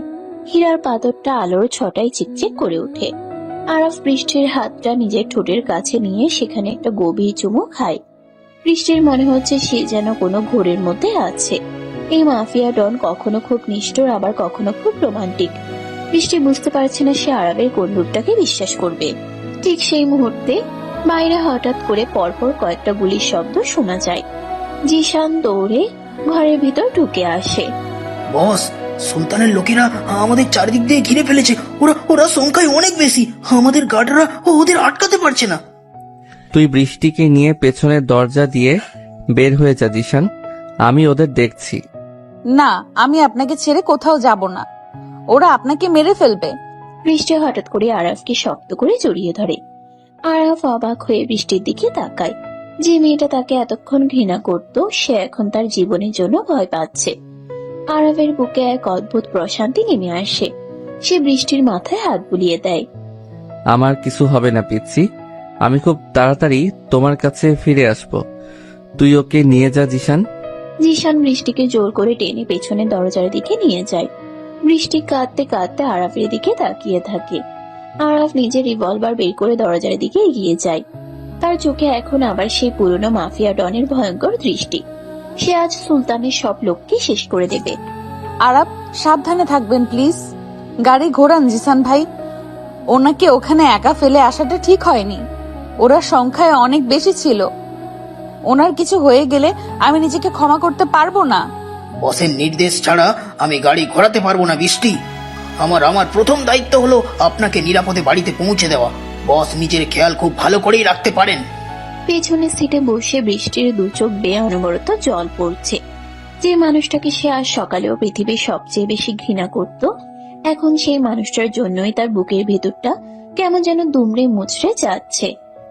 আরবের ওই শক্ত আলিঙ্গন আর শেষবারের মতো বলা কথাগুলো বৃষ্টির কানে বারবার বাজছে। জিশান খুব দ্রুত গতিতে গাড়ি চালিয়ে হাইওয়েতে উঠে এসেছে। পেছনের আয়নায় সে দেখতে পাচ্ছে বৃষ্টির অস্থিরতা। একটা সাধারণ অনাথ মেয়ে, যে কিনা মাফিয়া ডন আরাফকে ভয় পেত, সে আজ আরাফের জন্য কাঁদছে। জিশানের বুঝতে বাকি নেই যে বসের জেদার ভালোবাসায় এই মেয়েটার মন গলাতে শুরু করেছে। হঠাৎ পেছনের রাস্তা থেকে দুটো কালো গাড়ি তাদের অনুসরণ করতে শুরু করে। জিশান বুঝতে পারে সুলতানের লোক তাদের পিছু নিয়েছে। সে গাড়ির গতি আরো বাড়িয়ে দেয়। বৃষ্টি পেছনের দিকে তাকিয়ে গাড়ি দুটো দেখতে পেয়ে আরো ভয় পেয়ে যায়। জিসান ভাই, পেছনে কারা আসছে? ওরা কি আমাদের ধরে ফেলবে? আরাব কি ঠিক আছে? আপনি মাথা নিচু করে সিটের নিচে লুকিয়ে পড়ুন বৃষ্টি। ওরা সুলতানের লোক। আমি থাকতে ওরা আপনার একটা চুলও ছিঁড়তে পারবে না, এটা আমি কথা দিলাম। জিশান এক হাতে স্টিয়ারিং ধরে অন্য হাতে নিজের রিভলভার বের করে নেয়। গাড়ি প্রচন্ড গতিতে আঁকাবাঁকা রাস্তা দিয়ে এগোচ্ছে। পিছনের গাড়ি থেকে হঠাৎ গুলি চালানো শুরু হয়। একটা গুলি এসে জিশানের গাড়ির পেছনের কাছে লাগে আর কাঁচটা ঝনঝন করে ভেঙে পড়ে। বৃষ্টি ভয়ে দুই কান চেপে ধরে সিটের নিচে গুটিসুটি মেরে বসে পড়ে। তার সারা শরীর থরথর করে কাঁপছে। সে শুধু চোখ বন্ধ করে ঈশ্বরের কাছে আরাবের জন্য প্রার্থনা করছে। আরাবের ওই মায়াবী মুখটা তার চোখের সামনে বারবার ভেসে উঠছে। জিশান খুব দক্ষ হাতে গাড়ি চালিয়ে একটা সরু গলির ভেতর ঢুকে পড়ে। পিছনের গাড়ি দুটো বড় রাস্তার মোড়ে তাদের হারিয়ে ফেলে। জিশান স্বস্তি নিঃশ্বাস ফেলে সোজা আরাবের প্রাসাদের দিকে গাড়ি ছুটিয়ে দেয়। এ কি বৃষ্টি, তুই একা কেন? আরাব কোথায়? ওর কিছু হয়নি তো? দাদি, ওনাকে ওরা চারদিক থেকে ঘিরে ফেলেছিল। আমাকে বাঁচাতে গিয়ে উনি নিজে ওখানে রয়ে গেছেন। আমার খুব ভয় করছে দাদি। ওনার কিছু হয়ে গেলে আমি বাঁচবো না। আয়েশা বেগম বৃষ্টিকে জড়িয়ে ধরেন। বৃষ্টির কান্না কোনোভাবেই থামছে না। সে দাদির বুকে মুখ লুকিয়ে ফুপিয়ে ফুপিয়ে কাঁদছে। আয়েশা বেগমের চোখও জলে ভিজে ওঠে। তিনি জানেন তার নাতি আরাফ কতটা দুর্ধর্ষ, কিন্তু শত্রুর সংখ্যা যখন অনেক বেশি হয় তখন ভয় তো করবেই। পুরো বাড়িতে একটা থমথমে পরিবেশ। সব গার্ডরা পজিশন নিয়ে দাঁড়িয়ে আছে। জিশান বারবার তার লোকেদের সাথে যোগাযোগ করার চেষ্টা করছে, কিন্তু ওই বাগান বাড়ির দিকে নেটওয়ার্ক সম্পূর্ণ জ্যাম করে রাখা হয়েছে। ড্রয়িং রুমের বিশাল সোফায় বসে বৃষ্টি বারবার শুধু দরজার দিকে তাকাচ্ছে। সময়ের কাঁটা যেন আজ আর এগোতে চাইছে না। দীর্ঘ 2 ঘন্টা পর প্রাসাদের বিশাল লোহার গেট খুলে যায়। একটা ক্ষত বিক্ষত গাড়ি এসে বারান্দার সামনে থামে। গাড়ি থেকে টলতে টলতে নেমে আসে আরাফ। তার সাদা শার্ট রক্তে পুরো ভিজে লাল হয়ে গেছে। বা কাঁধ আর পেটের এক পাশ থেকে ফিনকি দিয়ে রক্ত ঝরছে। আরাব, এ কি অবস্থা আপনার? কত রক্ত বের হচ্ছে? দাদি, তাড়াতাড়ি ডাক্তার ডাকুন। পিচ্ছি, তুমি ঠিক আছো তো? ওরা তোমার কোনো ক্ষতি করেনি তো? আরাফ আর দাঁড়িয়ে থাকতে না পেরে সামনের দিকে ঢলে পড়ে। বৃষ্টি দৌড়ে গিয়ে তাকে নিজের 2 হাতে জড়িয়ে ধরে। আরাফের ভারী শরীরটার ভার বৃষ্টি সামলাতে পারে না। দুজনের একসাথেই মেঝেতে বসে পড়ে। আরাফের মাথাটা বৃষ্টির কোলের উপর রাখে। আরাফের হাত পা ক্রমশ ঠান্ডা হয়ে আসছে। বৃষ্টি পাগলের মতো নিজের ওড়না দিয়ে আরাফের পেটের ক্ষতস্থান চেপে ধরে রাখার চেষ্টা করে, কিন্তু রক্ত পড়া কোনোভাবেই বন্ধ হচ্ছে না। আরাফ খুব কষ্ট করে চোখ মেলে বৃষ্টির কান্না মাখা মুখের দিকে তাকায়। তার ঠোঁটের কোণে একটা তৃপ্তির হাসি ফুটে ওঠে। মেয়েটা অন্তত তার জন্য কাঁদছে। জিশান আর বাকিরা মিলে আরাফকে তাড়াতাড়ি ধরাধরি করে দোতলায় তার বেডরুমে নিয়ে যায়। ডাক্তার সমীর আগে থেকে খবর পেয়ে নিজের মেডিকেল কিট নিয়ে উপস্থিত ছিলেন। তিনি আরাফকে বিছানায় শুয়ে দিয়ে তার চিকিৎসা শুরু করেন। জিশান, ওকে তাড়াতাড়ি অক্সিজেন দাও। শরীর থেকে প্রচুর রক্ত বেরিয়ে গেছে। গুলি দুটো খুব ভিতরে ঢুকে গেছে বলে মনে হচ্ছে না, তবে ক্ষত অনেক গভীর। আমাকে এখনই বুলেট বের করতে হবে। আমার নাতি কিচ্ছু হবে না তো ডাক্তার? ও তো জ্ঞান হারিয়ে ফেলেছে। আমি আমার সর্বোচ্চ চেষ্টা করছি বেগম সাহেবা। আপনারা সবাই দয়া করে রুমের বাইরে যান, আমাকে কাজ করতে দিন। আয়েশা বেগম কাঁদতে কাঁদতে রুম থেকে বেরিয়ে যায়, কিন্তু বৃষ্টি কোনোভাবেই আরাবের হাত ছাড়তে রাজি হয় না। সে বিছানার এক কোণায় বসে আরাবের একটা হাত নিজের দুই হাতের মুঠোয় শক্ত করে ধরে রাখে। ডাক্তার সমীর বুঝতে পারেন এই মেয়েটির উপস্থিতি আরাবের জন্য কতটা জরুরি। তিনি আর বৃষ্টিকে কিছু বলেন না। প্রায় 2 ঘন্টা ধরে অপারেশন চলে। ডাক্তার সমীর খুব সতর্কতার সাথে আরাবের শরীর থেকে 2টো বুলেট বের করেন এবং সেলাই করে ব্যান্ডেজ করে বেঁধে দেন।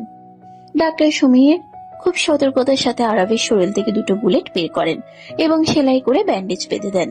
আরাব তখনও গভীর ঘুমে আচ্ছন্ন। তার ফ্যাকাশে মুখটা দেখে বৃষ্টির বুকের ভেতরটা আবার ঢুকরে কেঁদে ওঠে। এই মানুষটা তাকে জোর করে তুলে এনেছিল ঠিকই, কিন্তু আজ নিজের জীবনের ঝুঁকি নিয়ে তাকে বাঁচিয়েছে। ভালোবাসার অঙ্কটা খুব অদ্ভুত। কখন যে কার জন্য মনের ভিতরে জায়গা তৈরি হয়ে যায় তা কেউ বলতে পারে না। ডাক্তার সমীর প্রয়োজনীয় ওষুধ বুঝিয়ে দিয়ে চলে যান। রাত তখন গভীর। জিশান আর দাদিও নিজ নিজ ঘরে ঘুমোতে গেছেন। বিশাল বেডরুমে এখন শুধু আরাব আর বৃষ্টি। এত জেদ কেন আপনার? আমাকে বাঁচাতে গিয়ে নিজের এই অবস্থা করার কি দরকার ছিল? আপনি একটা আস্ত পাগল। জল, একটু জল দাও। আরাবের গলার স্বর খুব দুর্বল শোনাচ্ছে। বৃষ্টি তাড়াতাড়ি গ্লাসে করে জল নিয়ে আরাবের মুখের কাছে ধরে। আরাব খুব কষ্ট করে কয়েক ঢোক জল খায়, তারপর চোখ মেলে বৃষ্টির দিকে তাকায়। বৃষ্টির চোখে এখনো জল টলটল করছে। আরাব নিজের ডান হাতটা খুব কষ্ট করে উপরে তুলে বৃষ্টির চোখের জল মুছে দেয়। আরাবের হাতের এই দুর্বল অথচ মায়াময়ী স্পর্শে বৃষ্টির সারা শরীর আবার কেঁপে ওঠে। সে আর নিজেকে আটকে রাখতে না পেরে আরাবের বুকের উপর মাথা রেখে কাঁদতে শুরু করে। আরাব খুব আলতো করে বৃষ্টির পিঠে হাত বুলিয়ে দেয়। আমি তো মরিনি পিচ্ছি, এত কাঁদছো কেন? আরাফকে মারা অত সহজ নয়। ওই সুলতানের 10টা লোককে আজ আমি নিজের হাতে শেষ করে এসেছি। চুপ করুন আপনি, একদম কথা বলবেন না। আপনার সেলাইয়ের জায়গায় চাপ লাগলে আবার রক্ত বের হবে। আপনি এখন শুধু বিশ্রাম নেবেন। বৃষ্টি খুব সাবধানে আরাবের বুক থেকে মাথা তুলে বসে। সে নিজের হাত দিয়ে আরাবের কপালের ঘাম মুছিয়ে দেয়। আরাব এক দৃষ্টে বৃষ্টির চোখের দিকে তাকিয়ে আছে। এই চোখের গভীরে সে এখন আর কোনো ঘৃণা দেখতে পাচ্ছে না, বরং সেখানে এক গভীর উদ্বেগ আর মায়া জমে আছে। আরাবের মনে হচ্ছে গুলি খাওয়ার যন্ত্রণাটা যেন সার্থক হলো। সে ধীরে ধীরে বৃষ্টির একটা হাত নিজের হাতের মুঠোয় নিয়ে তার আঙ্গুলে পরানো হীরার আংটিটার উপর একটা চুমু খায়। এই আংটিটা তোমার হাতে খুব সুন্দর মানিয়েছে বৃষ্টি। আজ থেকে এই আংটি প্রমাণ করবে যে তুমি শুধুই আরাবের। কেউ তোমার দিকে চোখ তুলে তাকালে আমি তার চোখ উপড়ে নেব। আপনি ঘুমাবেন কিনা বলুন? বেশি বকলে আমি কিন্তু এই ঘর ছেড়ে চলে যাব। তখন কে আপনাদের দেখাশোনা করবে? বৃষ্টির ধমক শুনে আরাফ মুচকি হাসে। মেয়েটার রাগও কত মিষ্টি। আরাফ বাদ্য ছেলের মতো চোখ বন্ধ করে নেয়। বৃষ্টি সারা রাত আরাফের পাশে বসে জেগে থাকে। সে বারবার আরাফের কপালে হাত দিয়ে জ্বর দেখছে আর ভিজা তোয়ালে দিয়ে তার মুখ মুছিয়ে দিচ্ছে। ভোরের দিকে বৃষ্টি নিজেরই চোখ লেগে আসে। সে আরাফের হাতের উপর মাথা রেখেই ঘুমিয়ে পড়ে। সকালের আলো যখন ঘরের ভিতর আসে তখন আরাফের ঘুম ভাঙে। সে দেখে বৃষ্টি তার হাতের উপর মাথা রেখে অঘরে ঘুমাচ্ছে। মেয়েটা নিষ্পাপ মুখটার দিকে তাকিয়ে আরাফের বুকের ভেতর এক অজানা সুখে ঢেউ খেলে যায়। সে খুব সন্তর্পণে নিজের বাঁ হাতটা দিয়ে বৃষ্টির চুলে বিলি কেটে দেয়। তুমি শুধু আমার হয়ে থেকো পিচ্ছি, আমি তোমাকে দুনিয়ার সব সুখ এনে দেব। কেউ তোমাকে আমার কাছ থেকে দূরে সরাতে পারবে না। আপনি উঠে পড়েছেন? শরীর কেমন লাগছে এখন? ব্যথা কি কমেছে? বৃষ্টির ঘুম ভেঙে যায়। সে তাড়াতাড়ি করে সোজা হয়ে বসে। আরাফকে জেগে থাকতে দেখে তার মুখে একটা স্বস্তির হাসি ফুটে ওঠে। আরাফ বৃষ্টির এই হাসিতে যেন পাগল হয়ে যায়। সে এক ঝটকায় বৃষ্টিকে টেনে নিজের বুকের উপর ফেলে দেয়। বৃষ্টি চমকে উঠে আরাফকে জড়িয়ে ধরে। আরাফের আহত শরীরে যাতে ব্যথা না লাগে সেদিকে বৃষ্টির খুব খেয়াল। কিন্তু আরাফ যেন এসবের কোনো তোয়াক্কাই করছে না। সে বৃষ্টির কানের খুব কাছে মুখ নিয়ে ফিসফিস করে কথা বলতে থাকে। আরাফের গরম নিঃশ্বাস বৃষ্টির ঘাড়ে শুষুয়ে দিচ্ছে। তুমি কাছে থাকলে আমার সব ব্যথা নিমিষেই গায়েব হয়ে যায় পিচ্ছি। আজ সকালে তোমাকে খুব সুন্দর লাগছে। আমার ইচ্ছে করছে তোমাকে একদম নিজের ভেতর লুকিয়ে ফেলি। ছাড়ুন আমাকে, কেউ দেখে ফেলবে। আপনি এখানে পুরোপুরি সুস্থ হননি, আপনি এখনো পুরোপুরি সুস্থ হননি। এসব পাগনামি একদম করবেন না। আরাফ বৃষ্টির ঠোঁটের উপর গভীরভাবে নিজের ঠোঁট চেপে ধরে। আমার দিকে এভাবে তাকিয়ে আছো কেন পিচ্ছি? আমার চোখে কি আমার ভালোবাসা দেখতে পাচ্ছ, নাকি আমার জন্য তোমার বুকের ভেতর জমে থাকা মায়া দেখতে পাচ্ছ? আপনি বেশি কথা বলছেন, একদম চুপ করে শুয়ে থাকুন। ডাক্তার বলে দিয়েছেন আপনার এখন সম্পূর্ণ বিশ্রাম প্রয়োজন। আর আমি কোনো মায়া নিয়ে আপনার দিকে তাকিয়ে নেই। আমি শুধু দেখছি একটা মানুষ কতটা বোকা হতে পারে নিজের জীবন এভাবে বিপন্ন করার জন্য। বোকা তো আমি হয়েই গেছি। যেদিন প্রথম তোমাকে ওই অন্ধকার গলিতে দেখেছিলাম, সেদিন থেকেই আমার সব বুদ্ধি লোপ পেয়েছে। তুমি আমার সেই বোকামির সবচেয়ে সুন্দর শাস্তি। এখন একটু কাছে এসো তো, আমার খুব ব্যথা করছে। একদম কাছে ডাকবেন না আমাকে। কাছে গেলেই আপনি অসভ্যের মতো আচরণ করেন। আপনার শরীর এত বড়, দুটো ক্ষত, তবুও আপনার স্বভাব পাল্টায় না। আমি দূর থেকেই আপনার খেয়াল রাখবো। তুমি কাছে না এলে আমার ব্যথা তো কমবেই না, উল্টো আমি চিৎকার করে পুরো বাড়ি মাথায় তুলব। তখন দাদি, জিশান সবাই দৌড়ে আসবে। আর দেখবে তুমি আমার কথা শুনছো না। আসবে নাকি আমি সত্যি সত্যি চিৎকার শুরু করব? সকালের মিষ্টি রোদ জানালার ভারী পর্দা ভেদ করে আরাবের বিশাল বেডরুমে এসে পড়ছে। মিষ্টি বিছানার পাশে একটা ছোট টুলে বসে আরাবের দিকে তাকিয়ে আছে। আরাবের সারা শরীরে ব্যান্ডেজ, কিন্তু তার চোখে সেই দুষ্টুমি আর জেদ বিন্দু মাত্র কমেনি। বৃষ্টির পরনে আজ একটা হালকা নীল রঙের সুতির শাড়ি। শাড়ির আঁচলটা তার কাঁধ থেকে খসে পড়েছে, সেদিকে তার কোনো খেয়াল নেই। তার পুরো মনোযোগ এখন এই ভয়ঙ্কর মাফিয়া ডনের দিকে, যে কিনা তার জন্য নিজের জীবন বাজি রেখেছিল। আরাবের কথায় বৃষ্টি কিছুটা ভয় পেয়ে যায়। এই লোকটা যাই বলে তাই করতে পারে। সে বাধ্য হয়ে নিজের টোলটা টেনে আরাবের বিছানার একদম কাছে নিয়ে আসে।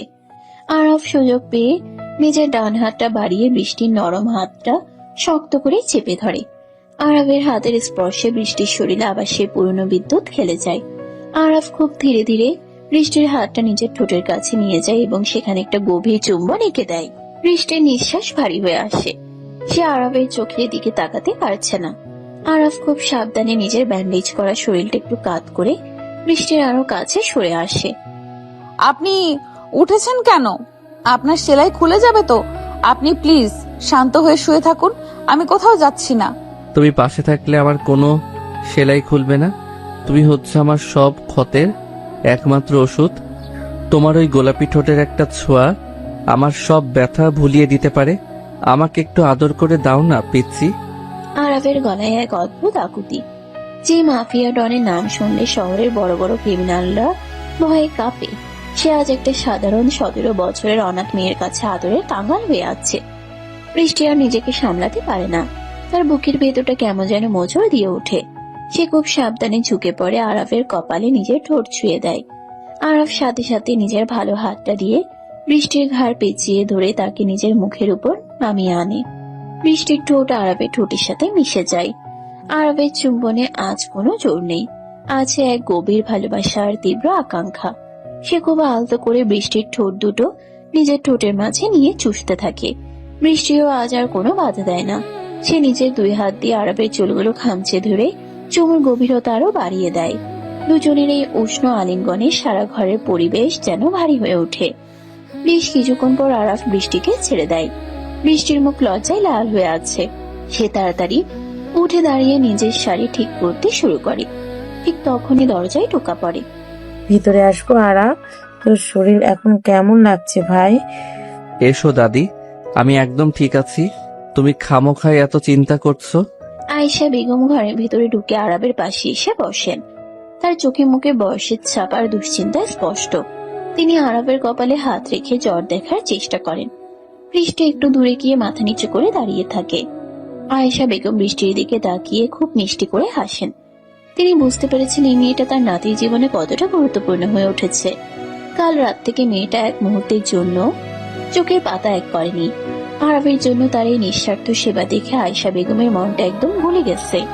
তুই তো ঠিক আছিস, কিন্তু এই মেয়েটার দিকে তাকিয়ে দেখ।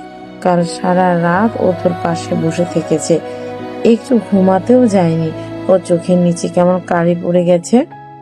আমি ওকে বলেছিলাম ঘুমাতে, কিন্তু ও তো আমার কোনো কথাই শোনে না, শুধু আমার সাথে ঝগড়া করতে পারে। আমি কখন ঝগড়া করলাম? আপনি নিজেই তো সারা রাত আমাকে জ্বালিয়েছেন। একবার জল খাবেন, একবার মাথা টিপে দিতে বলবেন। আমি ঘুমাবো কখন? বৃষ্টির এই সরল কথায় আরাফ আর আয়েশা বেগম দুজনেই হেসে ওঠেন। বৃষ্টির নিজেরই লজ্জা লাগতে শুরু করেছে তখন। সে বুঝতে পারে আরাফ তাকে ইচ্ছে করেই সারা রাত জাগিয়ে রেখেছে যাতে সে আরাফের কাছাকাছি থাকে। আয়েশা বেগম উঠে গিয়ে বৃষ্টির মাথায় হাত বুলিয়ে দেন। তুই যা মা, এবার নিজের ঘরে গিয়ে একটু ঘুমিয়ে নে। আমি আরাবের কাছে আছি, জিশানকে বলছি তোর জন্য খাবার পাঠিয়ে দিতে। খেয়ে তবে ঘুমাবি। বৃষ্টি মাথা নেড়ে সম্মতি জানায় এবং ঘর থেকে বেরিয়ে যায়। বৃষ্টি চলে যাওয়ার পর আয়েশা বেগমের মুখের হাসি মিলিয়ে যায়। তিনি খুব গম্ভীর মুখে আরবের দিকে তাকান।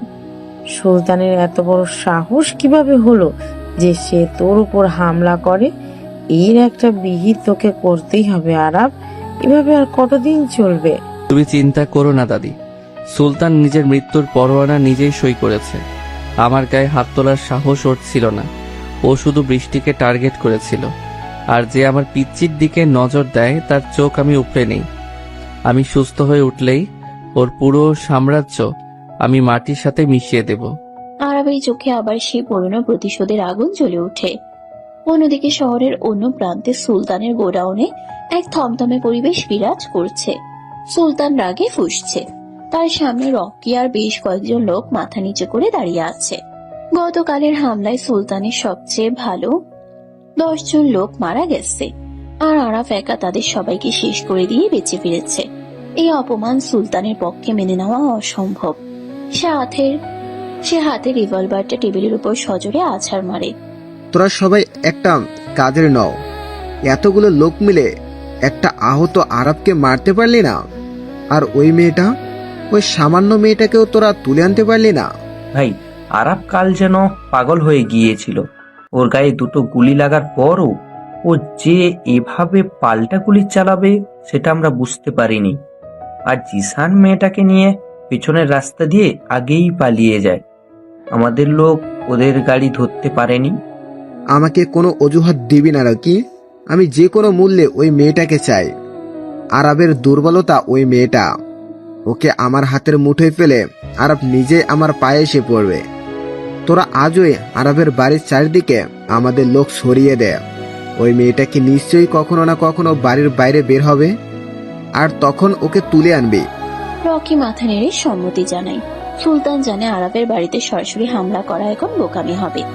আরবের গার্ডরা এখন দ্বিগুণ সতর্ক, তাই সে অন্য উপায় খুঁজতে থাকে। ঠিক তখনই গোডাউনে প্রবেশ করে শহরের একজন দুর্নীতিগ্রস্ত পুলিশ অফিসার, ইন্সপেক্টর কবির। কবিরের সাথে সুলতানের পুরনো লেনদেনের সম্পর্ক আছে। কবির একটা সিগারেট ধরিয়ে সুলতানের সামনের চেয়ারে এসে বসে। খবর তো খুব খারাপ সুলতান। কাল রাতের গোলাগুলি খবর ওপর মহল পর্যন্ত পৌঁছে গেছে। আরব তোমার এতগুলো লোক মেরে ফেললো আর তুমি কিছুই করতে পারলে না। তুমি এখানে আমাকে জ্ঞান দিতে এসেছো কবির? আমি তোমাকে টাকা দেই আমার কাজ করার জন্য। তুমি পুলিশের পোশাক পরে আরবের কিছু করতে পারবে? আরবের গায়ে সরাসরি হাত দেওয়া সম্ভব নয়। ওর রাজনৈতিক ক্ষমতা অনেক বেশি। তবে আমি শুনেছি আরব একটি অনাথ মেয়েকে জোর করে নিজের বাড়িতে আটকে রেখেছে। আমি যদি পুলিশের ফোর্স নিয়ে আরবের বাড়িতে যাই এবং ওই মেয়েটাকে উদ্ধার করার নাম করে বের করে আনি, তাহলে তো কাজ হয়ে যায়। দারুণ বুদ্ধি কবির। তুমি মেয়েটাকে বের করে আনবে, আর মাঝ রাস্তা থেকে আমার লোক ওই মেয়েটাকে ছিনিয়ে নেবে। কেউ বুঝতেও পারবে না যে এর পেছনে আমি আছি। এই কাজের জন্য তুমি তোমার পাওনা পেয়ে যাবে। কবির একটা সিগারেট ধরিয়ে সুলতানের সামনের চেয়ারে এসে বসে। সুলতান আর কবির মিলে এক ভয়ঙ্কর ষড়যন্ত্রের জাল বুনতে শুরু করে। এদিকে অনাথ আশ্রমে মায়া আর ফাদার জন ভীষণ চিন্তায় আছেন। কাল রাতে জিসানের লোক এসে তাদের পাহারার ব্যবস্থা করেছে, কিন্তু বৃষ্টির কোনো খবর তারা পাননি। মায়া আর স্থির থাকতে না পেরে জিসানের কাছে যাওয়ার সিদ্ধান্ত নেয়। সে সোজা জিসানের কাছে গিয়ে হাজির হয়। জিশান তখন আরবের বাড়ির সিকিউরিটি চেক করছিল। মায়াকে দেখে সে একটু অবাক হয়। জিশান ভাই, আমাকে একবার বৃষ্টির সাথে দেখা করতে দিন প্লিজ। কাল রাতে আপনাদের বস আহত হয়ে ফিরেছেন শুনেছি। বৃষ্টি কেমন আছে? ওর তো কোনো ক্ষতি হয়নি? বৃষ্টি একদম ঠিক আছে মায়া, তবে বসের অবস্থা খুব একটা ভালো নয়, তাই এই মুহূর্তে বাইরের কাউকে ভেতরে নিয়ে যাওয়াটা একটু কঠিন। আমি তো বাইরের কেউ নই, আমি বৃষ্টির বোন। আমি ওকে শুধু এক নজর দেখে চলে আসব। আমি কাউকে কিচ্ছু বলবো না। ফাদার জন খুব চিন্তায় আছেন। মায়ার কান্নাকাটি দেখে জিশানের মন গলে যায়। সে জানে বৃষ্টিও মায়াকে দেখার জন্য অস্থির হয়ে আছে। জিশান চারদিকটা একবার ভালো করে দেখে নিয়ে মায়াকে গাড়িতে তুলে সোজা আরবের প্রাসাদে নিয়ে আসে। প্রাসাদের বিশালতা দেখে মায়া অবাক হয়ে যায়। জিশান মায়াকে নিয়ে সোজা বৃষ্টির ঘরের দিকে যায়। বৃষ্টি তখন ঘুমোচ্ছিল। মায়া আস্তে করে বৃষ্টির পাশে গিয়ে বসে এবং তাকে ডাকে। বৃষ্টি চোখ মেলে মায়াকে দেখে আনন্দে লাফিয়ে ওঠে। মায়া, তুই এখানে? তুই কিভাবে এলি? ফাদার জন কেমন আছেন? আমি জিশান ভাইয়ের সাথে এসেছি। আমরা সবাই খুব ভালো আছি। কিন্তু তুই কেমন আছিস? তোকে তো একদম অন্যরকম লাগছে। আর তোর হাতে এটা কিসের আংটি? মায়ার নজর বৃষ্টির হাতের ওই জলজলে হীরার আংটির দিকে পড়ে। বৃষ্টির মুখ লজ্জায় লাল হয়ে যায়। সে তাড়াতাড়ি নিজের হাতটা ওনার নিচে লুকিয়ে ফেলে।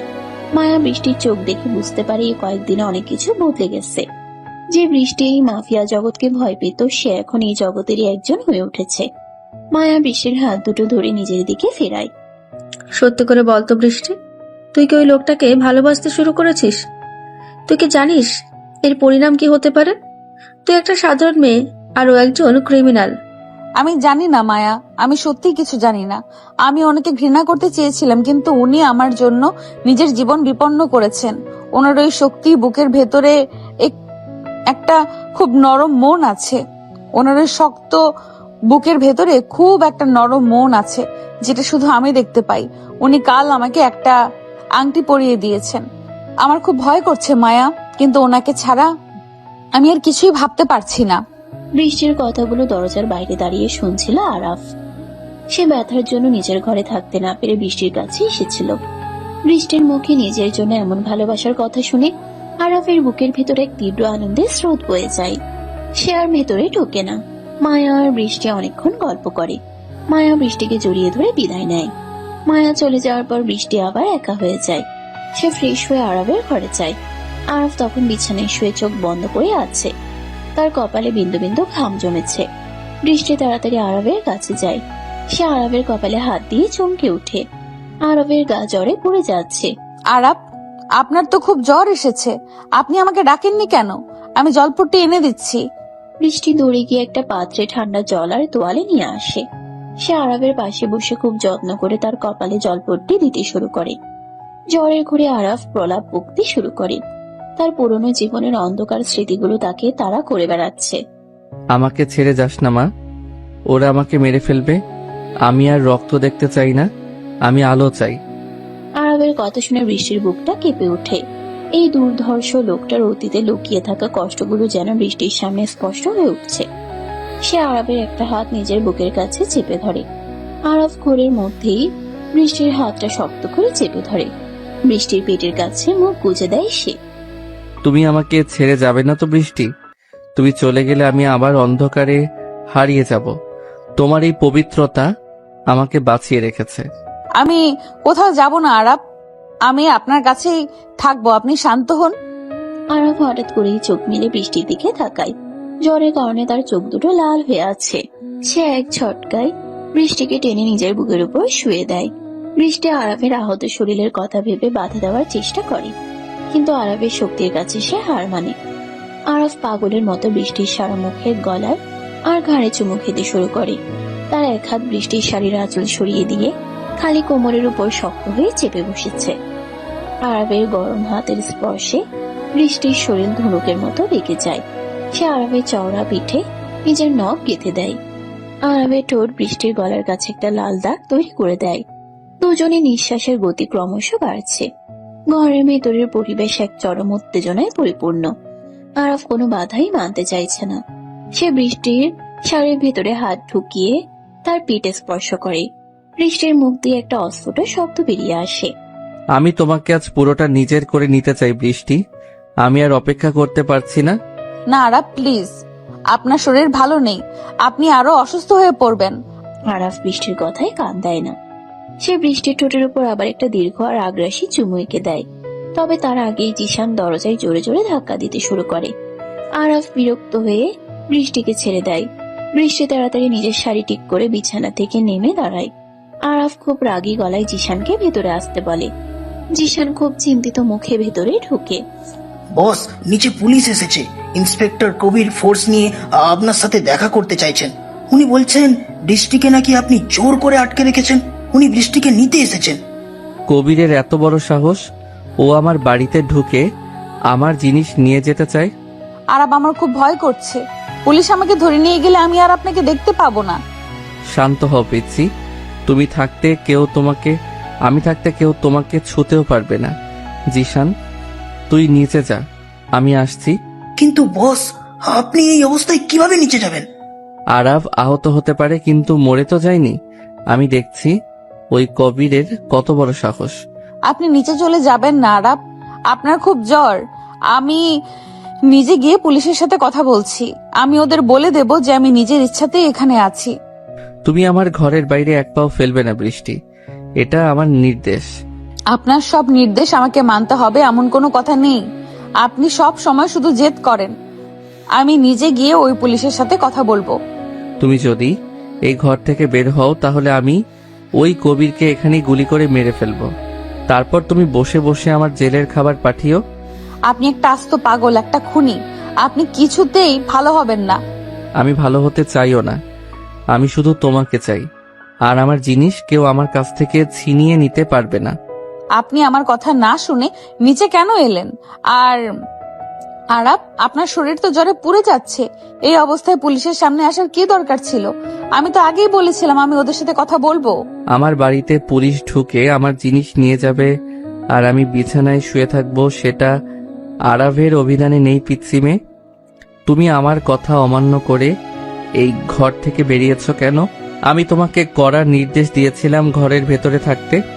বিশাল প্রাসাদের মার্বেল পাথরের প্রশস্ত সিঁড়ি দিয়ে আরাফ ধীর পায়ে নিচে নেমে আসছে। তার শরীরের প্রতিটি পদক্ষেপে এক অকল্পনীয় শারীরিক কষ্ট লুকিয়ে আছে, কিন্তু তার চোখে মুখে সেই চিরচেনা মাফিয়া ডনের ভয়ঙ্কর কঠোরতা। জ্বরের কারণে তার ফর্সা মুখটা একদম লাল হয়ে আছে, আর কপালের শিরাগুলো রাগে ফুলে উঠেছে। সাদা শার্টের ভিতর দিয়ে ব্যান্ডেজের লাল রক্তের দাগটা এখনো স্পষ্ট বোঝা যাচ্ছে। জিশান তার বসের এক হাত ধরে তাকে সাহায্য করার চেষ্টা করছিল, কিন্তু আরাফ হাত সরিয়ে দিয়ে নিজেই সোজা হয়ে দাঁড়ানোর চেষ্টা করে। তার আত্মসম্মান বোধ এতটাই প্রবল যে নিজের সামান্য দুর্বলতা সে কারোর সামনে প্রকাশ করতে চায় না। ড্রয়িং রুমের মাঝখানে দাঁড়িয়ে আছে দুর্নীতিগ্রস্ত পুলিশ অফিসার ইন্সপেক্টর কবির। তার সাথে অন্তত 10 জন সশস্ত্র পুলিশ সদস্য। পুরো বাড়িটা এক থমথমে আতঙ্কের মধ্যে ডুবে আছে। আয়েশা বেগম এক পাশে দাঁড়িয়ে উদ্বেগের সাথে আরাফের দিকে তাকিয়ে আছেন।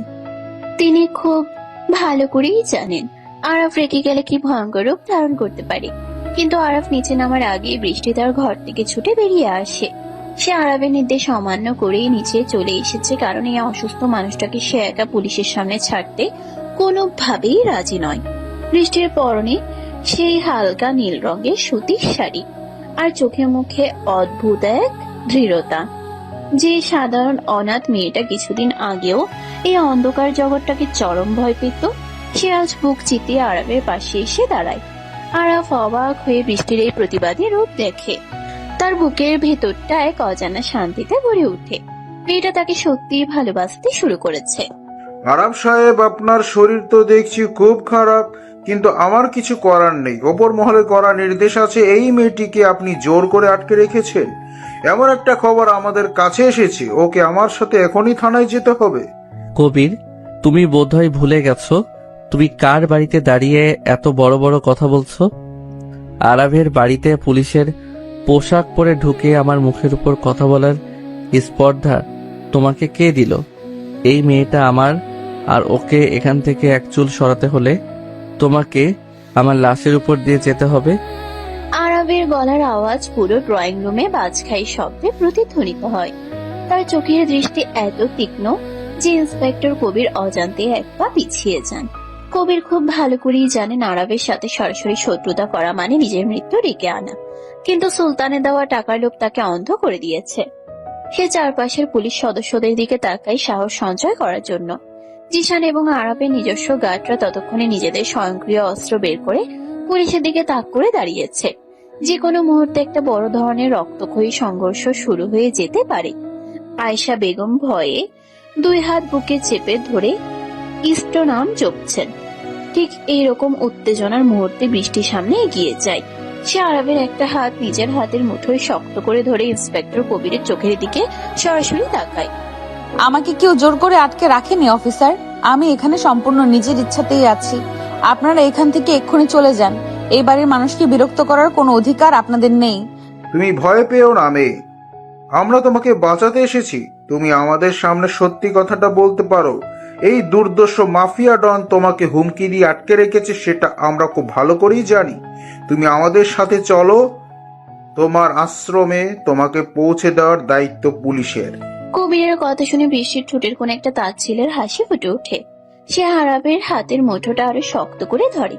আরাফ মুগ্ধ দৃষ্টিতে বৃষ্টির এই সাহসিকতা দেখছে। তার পিচ্চি মেয়েটা আজ পুলিশের সামনে দাঁড়িয়ে তাকে রক্ষা করার চেষ্টা করছে। এই দৃশ্যটা আরবের কাছে দুনিয়ার সেরা উপহার বলে মনে হচ্ছে। আরাফ নিজের আহত শরীর নিয়ে একটু সামনের দিকে ঝুঁকে দাঁড়ায় এবং কবিরের দিকে এক ভয়ঙ্কর হাসি দেয়। আমি আপনাকে একবার বলেছি অফিসার, আমি নিজের ইচ্ছাতেই আরবের কাছে আছি। উনি আমাকে কোনো হুমকি দেননি। উনি আমার হবু স্বামী। একজন স্ত্রীর জায়গা তার স্বামীর পাশেই হয়, তাই আমাকে উদ্ধার করার কোনো প্রয়োজন আপনাদের নেই। আপনারা দয়া করে এখান থেকে বিদায় হন। তুমি নিজের কানে সবটা শুনলে কবির। এবার যদি তুমি নিজে থেকে এই বাড়ি থেকে বের না হও, তাহলে আমি আমার ছেলেদের নির্দেশ দিতে বাধ্য হব তোমার লাশটা এখান থেকে বের করার জন্য। আরাফ যা বলে তা সে অক্ষরে অক্ষরে পালন করে, সেটা তুমি ভালো করেই জানো। বৃষ্টির মুখে স্বামী ডাক শুনে আরবের বুকের ভেতর এক তীব্র আনন্দের স্রোত বয়ে যায়। সে বৃষ্টির কোমরে নিজের ডান হাতটা শক্ত করে জড়িয়ে ধরে তাকে একদম নিজের বুকের সাথে মিশিয়ে নেয়। ইন্সপেক্টর কবির বুঝতে পারেন এখানে আর কোনোভাবেই সুবিধা করা যাবে না। মেয়েটা নিজেই যখন আরবের পক্ষে কথা বলছে, তখন জোর করে তাকে নিয়ে যাওয়া আইনত অসম্ভব। আর আরবের সশস্ত্র বাহিনীর সামনে দাঁড়ানোর ক্ষমতা তার ফোর্সের নেই। কবির রাগে গজগজ করতে করতে পুলিশ সদস্যদের নিয়ে বাড়ি থেকে বেরিয়ে যান। ড্রয়িং রুমের থমথমে পরিবেশটা মুহূর্তের মধ্যে শান্ত হয়ে আসে। আয়েশা বেগম স্বস্তি নিঃশ্বাস ফেলে সোফায় বসে পড়েন। জিশান তার লোকেদের অস্ত্র নামিয়ে পজিশনে ফিরে যাওয়ার নির্দেশ দেয়। পুলিশ চলে যাওয়ার পরপরই আরবের শরীর আর ভার নিতে পারে না। অতিরিক্ত উত্তেজনা আর জ্বরের কারণে তার চোখ দুটো ঘোলাটে হয়ে আসে। সে আর দাঁড়িয়ে থাকতে না পেরে বৃষ্টির গায়ের উপর ঢলে পড়ে। আরাব, চোখ খুলুন। আরাব, আপনার কি হলো? জিসান ভাই, তাড়াতাড়ি ওনাকে ধরুন। ওনার শরীর তো আগুনে পুড়ে যাচ্ছে। আমি ধরছি বৃষ্টি, আপনি ওনার ডান দিকটা একটু সাপোর্ট দিন। আমাদের এখনই ওনাকে ওপরে নিয়ে যেতে হবে। বসের শরীর থেকে প্রচুর ঘাম বেরোচ্ছে। বৃষ্টি আর জিশান মিলে কোনো মতে আরাফকে ধরাধরি করে দোতলায় তার বিশাল বেডরুমে নিয়ে যায়। বিছানায় শোয়ানোর পর আরাফ অঘরে জ্ঞান হারিয়ে ফেলে। বৃষ্টি পাগলের মতো ছুটে গিয়ে ঠান্ডা জলের পাত্র আর তোয়ালে নিয়ে আসে। সে আরবের কপালে বারবার ঠান্ডা জলের পট্টি দিতে শুরু করে। আয়েশা বেগম খবর পেয়ে ছুটে আসেন এবং ডাক্তার সমীরকে জরুরি ভিত্তিতে ফোন করে ডেকে পাঠান। ডাক্তার সমীর এসে আরাফকে ভালো করে পরীক্ষা করেন এবং নতুন করে কিছু কড়া ডোজের ইনজেকশন পুশ করেন। তিনি জানান যে ক্ষতের জায়গায় সামান্য ইনফেকশন শুরু হয়েছে এবং অতিরিক্ত মানসিক চাপের কারণেই জ্বর এসেছে। আগামী 24 ঘন্টা আরবের জন্য অত্যন্ত গুরুত্বপূর্ণ। ডাক্তার চলে যাওয়ার পর বৃষ্টি আরবের পাশ থেকে এক মুহূর্তের জন্য ওঠে না। সে আরবের মাথার চুলে হাত বুলিয়ে দেয় এবং বারবার তার ফ্যাকাশে মুখটার দিকে তাকিয়ে নীরবে চোখের জল ফেলে। তুই একটা অপদার্থ কবির। তুই পুলিশের পোশাক পরে একটা আহত আরবের বাড়ি থেকে একটা সাধারণ মেয়েকে বের করে আনতে পারলি না? তোর মতো পুলিশের গায়ে থুতু দেওয়া উচিত। তুমি নিজের মুখ সামলে কথা বলো সুলতান। আমি আমার সর্বোচ্চ চেষ্টা করেছি, কিন্তু ওই মেয়েটা নিজেই আরবকে স্বামী বলে দাবি করলো। পুলিশের সামনে একটা মেয়ে যখন নিজে থেকে ওই কথা বলে, তখন আমার কি করার থাকে? আর আরবের বাড়ির ভেতরে ওর 10টা বন্দুকধারী গার্ড আমার দিকে অস্ত্র তাক করে দাঁড়িয়েছিল। আমি ওখানে নিজের জীবন দিতে যাব নাকি? শহরের অন্য প্রান্তে একটা নোংরা গোডাউনে বসে সুলতান রাগে হাতের কাছের গ্লাসটা ছুঁড়ে মারে দেয়ালের দিকে। গ্লাসটা টুকরো টুকরো হয়ে ভেঙে পড়ে। রকি আর তার অন্যান্য সঙ্গীরা ভয়ে এক কোনায় সিটিয়ে আছে। সুলতান ভেবেছিল পুলিশ দিয়ে খুব সহজেই সে বৃষ্টিকে নিজের ডেরায় তুলে আনতে পারবে, কিন্তু সেই প্ল্যানটাও চরমভাবে ব্যর্থ হলো। আরাফ যে এত দ্রুত ওই সাধারণ মেয়েটার মন জয় করে নেবে সেটা সুলতান স্বপ্নেও ভাবতে পারেনি। সুলতানের চোখে মুখে এখন এক ভয়ঙ্কর নিষ্ঠুরতার ছাপ। সে নিজের চেয়ার থেকে উঠে পায়চারি করতে শুরু করে। তাকে যে কোনো উপায়ে আরাফকে ধ্বংস করতে হবে। ভাই, আমরা এবার কি করব? মেয়েটাকে তো আরাব নিজের চোখের আড়াল করছে না, আর আরাবের বাড়িতে হামলা করা মানে নিজেদের মৃত্যু ডেকে আনা। মেয়েটা আরাবের চোখের আড়াল হচ্ছে না ঠিকই, কিন্তু ওই মেয়েটার একটা বড় দুর্বলতা আছে রকি। ওর ওই অনাথ আশ্রম আর ওই মায়া নামের মেয়েটা। বৃষ্টি আরাবকে ভালোবাসতে পারে, কিন্তু নিজের আশ্রমের ক্ষতি ও কখনোই মেনে নিতে পারবে না। আমরা কাল রাতেই ওই অনাথ আশ্রমে আগুন লাগিয়ে দেব। যখন ওর সব আপন মানুষগুলো আগুনে পুড়ে মরবে, তখন ওই বৃষ্টি নিজের খাঁচা ভেঙে ঠিকই বাইরে বেরিয়ে আসবে, আর তখন আরাবও ওকে আটকাতে পারবে না। সুলতানের এই ভয়ঙ্কর পরিকল্পনার কথা শুনে রকির মুখে এক শয়তানি হাসি ফুটে ওঠে। তারা অনাথ আশ্রমে নিরীহ বাচ্চাদের পুড়িয়ে মারার এক জঘন্য চক্রান্ত তৈরি করে ফেলে। এদিকে রাতের বেলা আরাবের প্রাসাদে এক নিস্তব্ধতা বিরাজ করছে। আরাবের বেডরুমে শুধু একটা নীল রঙের ডিম লাইট জ্বলছে। রাত প্রায় 2টো বাজে। বৃষ্টির 2 চোখ ঘুমে ঢুলুঢুলু, কিন্তু সে জোর করে জেগে আছে। আরাবের জ্বর এখন কিছুটা কমেছে, কিন্তু তার শরীর তখনও ঘামে ভিজে আছে। বৃষ্টি একটা শুকনো তোয়ালে দিয়ে খুব সাবধানে আরাবের বুক আর গলার খামগুলো মুছে দেয়। আরাবের চওড়া বুকের পেশিগুলো স্পষ্ট বোঝা যাচ্ছে। বৃষ্টির হাতে নরম স্পর্শে আরাফের খুব ভেঙে যায়। সে খুব ধীর গতিতে নিজের চোখ মেলে তাকায়। নীল আলোতে বৃষ্টির মায়াবী মুখটা দেখে তার মনে হয় সে যেন কোনো স্বর্গে আছে। আরাফ খুব কষ্ট করে নিজের ডান হাতটা তুলে বৃষ্টির গালে রাখে। তুমি এখনো ঘুমাওনি পিচ্ছি? সারা রাত এভাবে বসে থাকলে তুমি তো নিজেই অসুস্থ হয়ে পড়বে। আমার কাছে এসো। আমি ঠিক আছি আরাব। আপনার শরীর এখন কেমন আছে? জ্বরটা কিছুটা কমেছে, কিন্তু ব্যথা কি খুব বেশি হচ্ছে? আপনি আর একটু ঘুমিয়ে নিন, আপনার বিশ্রামের খুব প্রয়োজন। আরাফ কোনো কথা না বলে বৃষ্টির ডান হাতটা ধরে এক টানে তাকে নিজের বুকের উপর শুয়ে দেয়। বৃষ্টি চমকে উঠে বাধা দেওয়ার চেষ্টা করে, কিন্তু আরাফের শক্তির কাছে সে সবসময় পরাজিত হয়। আরাফের আহত শরীরে যাতে কোনো চাপ না লাগে সেদিকে বৃষ্টির খুব খেয়াল। সে খুব সাবধানে নিজের শরীরের ভার 2 হাতের কনুইয়ের উপর রেখে আরাবের বুকের একটু উপরে ভেসে থাকে। দুজনের মুখের মাঝে এখন সামান্য একটু দূরত্ব। আরাবের গভীর নেশা ধরানো চোখ দুটো বৃষ্টির চোখের দিকে স্থির হয়ে আছে। আরাবের গরম নিঃশ্বাস বৃষ্টির মুখে এসে পড়ছে। ঘরের নীরবতার মাঝে শুধু তাদের দুজনের হৃদস্পন্দনের শব্দ শোনা যাচ্ছে। পুলিশকে তুমি কি বললে বৃষ্টি? আমি কি সত্যি তোমার হবু স্বামী, নাকি সেটা শুধু আমাকে বাঁচানোর জন্য একটা মিথ্যে অভিনয় ছিল? তুমি কি সত্যি আমাকে এই অধিকারটা দিয়েছো? আমি কোনো অভিনয় করিনি আরাব। আমি জানি আপনি অনেক খারাপ কাজ করেছেন। আপনার দুনিয়াটা খুব অন্ধকার, কিন্তু আপনার ওই অন্ধকারের ভেতরে লুকিয়ে থাকা আলোটা শুধু আমি দেখতে পেয়েছি। আপনি আমার জন্য নিজের জীবন বিপন্ন করেছেন। আমি চাইলেও আপনাকে আর ঘৃণা করতে পারি না। বৃষ্টির এই স্পষ্ট স্বীকারোক্তি আরাফের বুকের ভেতরে এক বিশাল তৃপ্তির জন্ম দেয়। সে আর এক মুহূর্ত অপেক্ষা না করে নিজের বাঁ হাত দিয়ে বৃষ্টির মাথার পেছনে চুলগুলো শক্ত করে খামছে ধরে এবং তাকে নিজের মুখের উপর নামিয়ে আনে।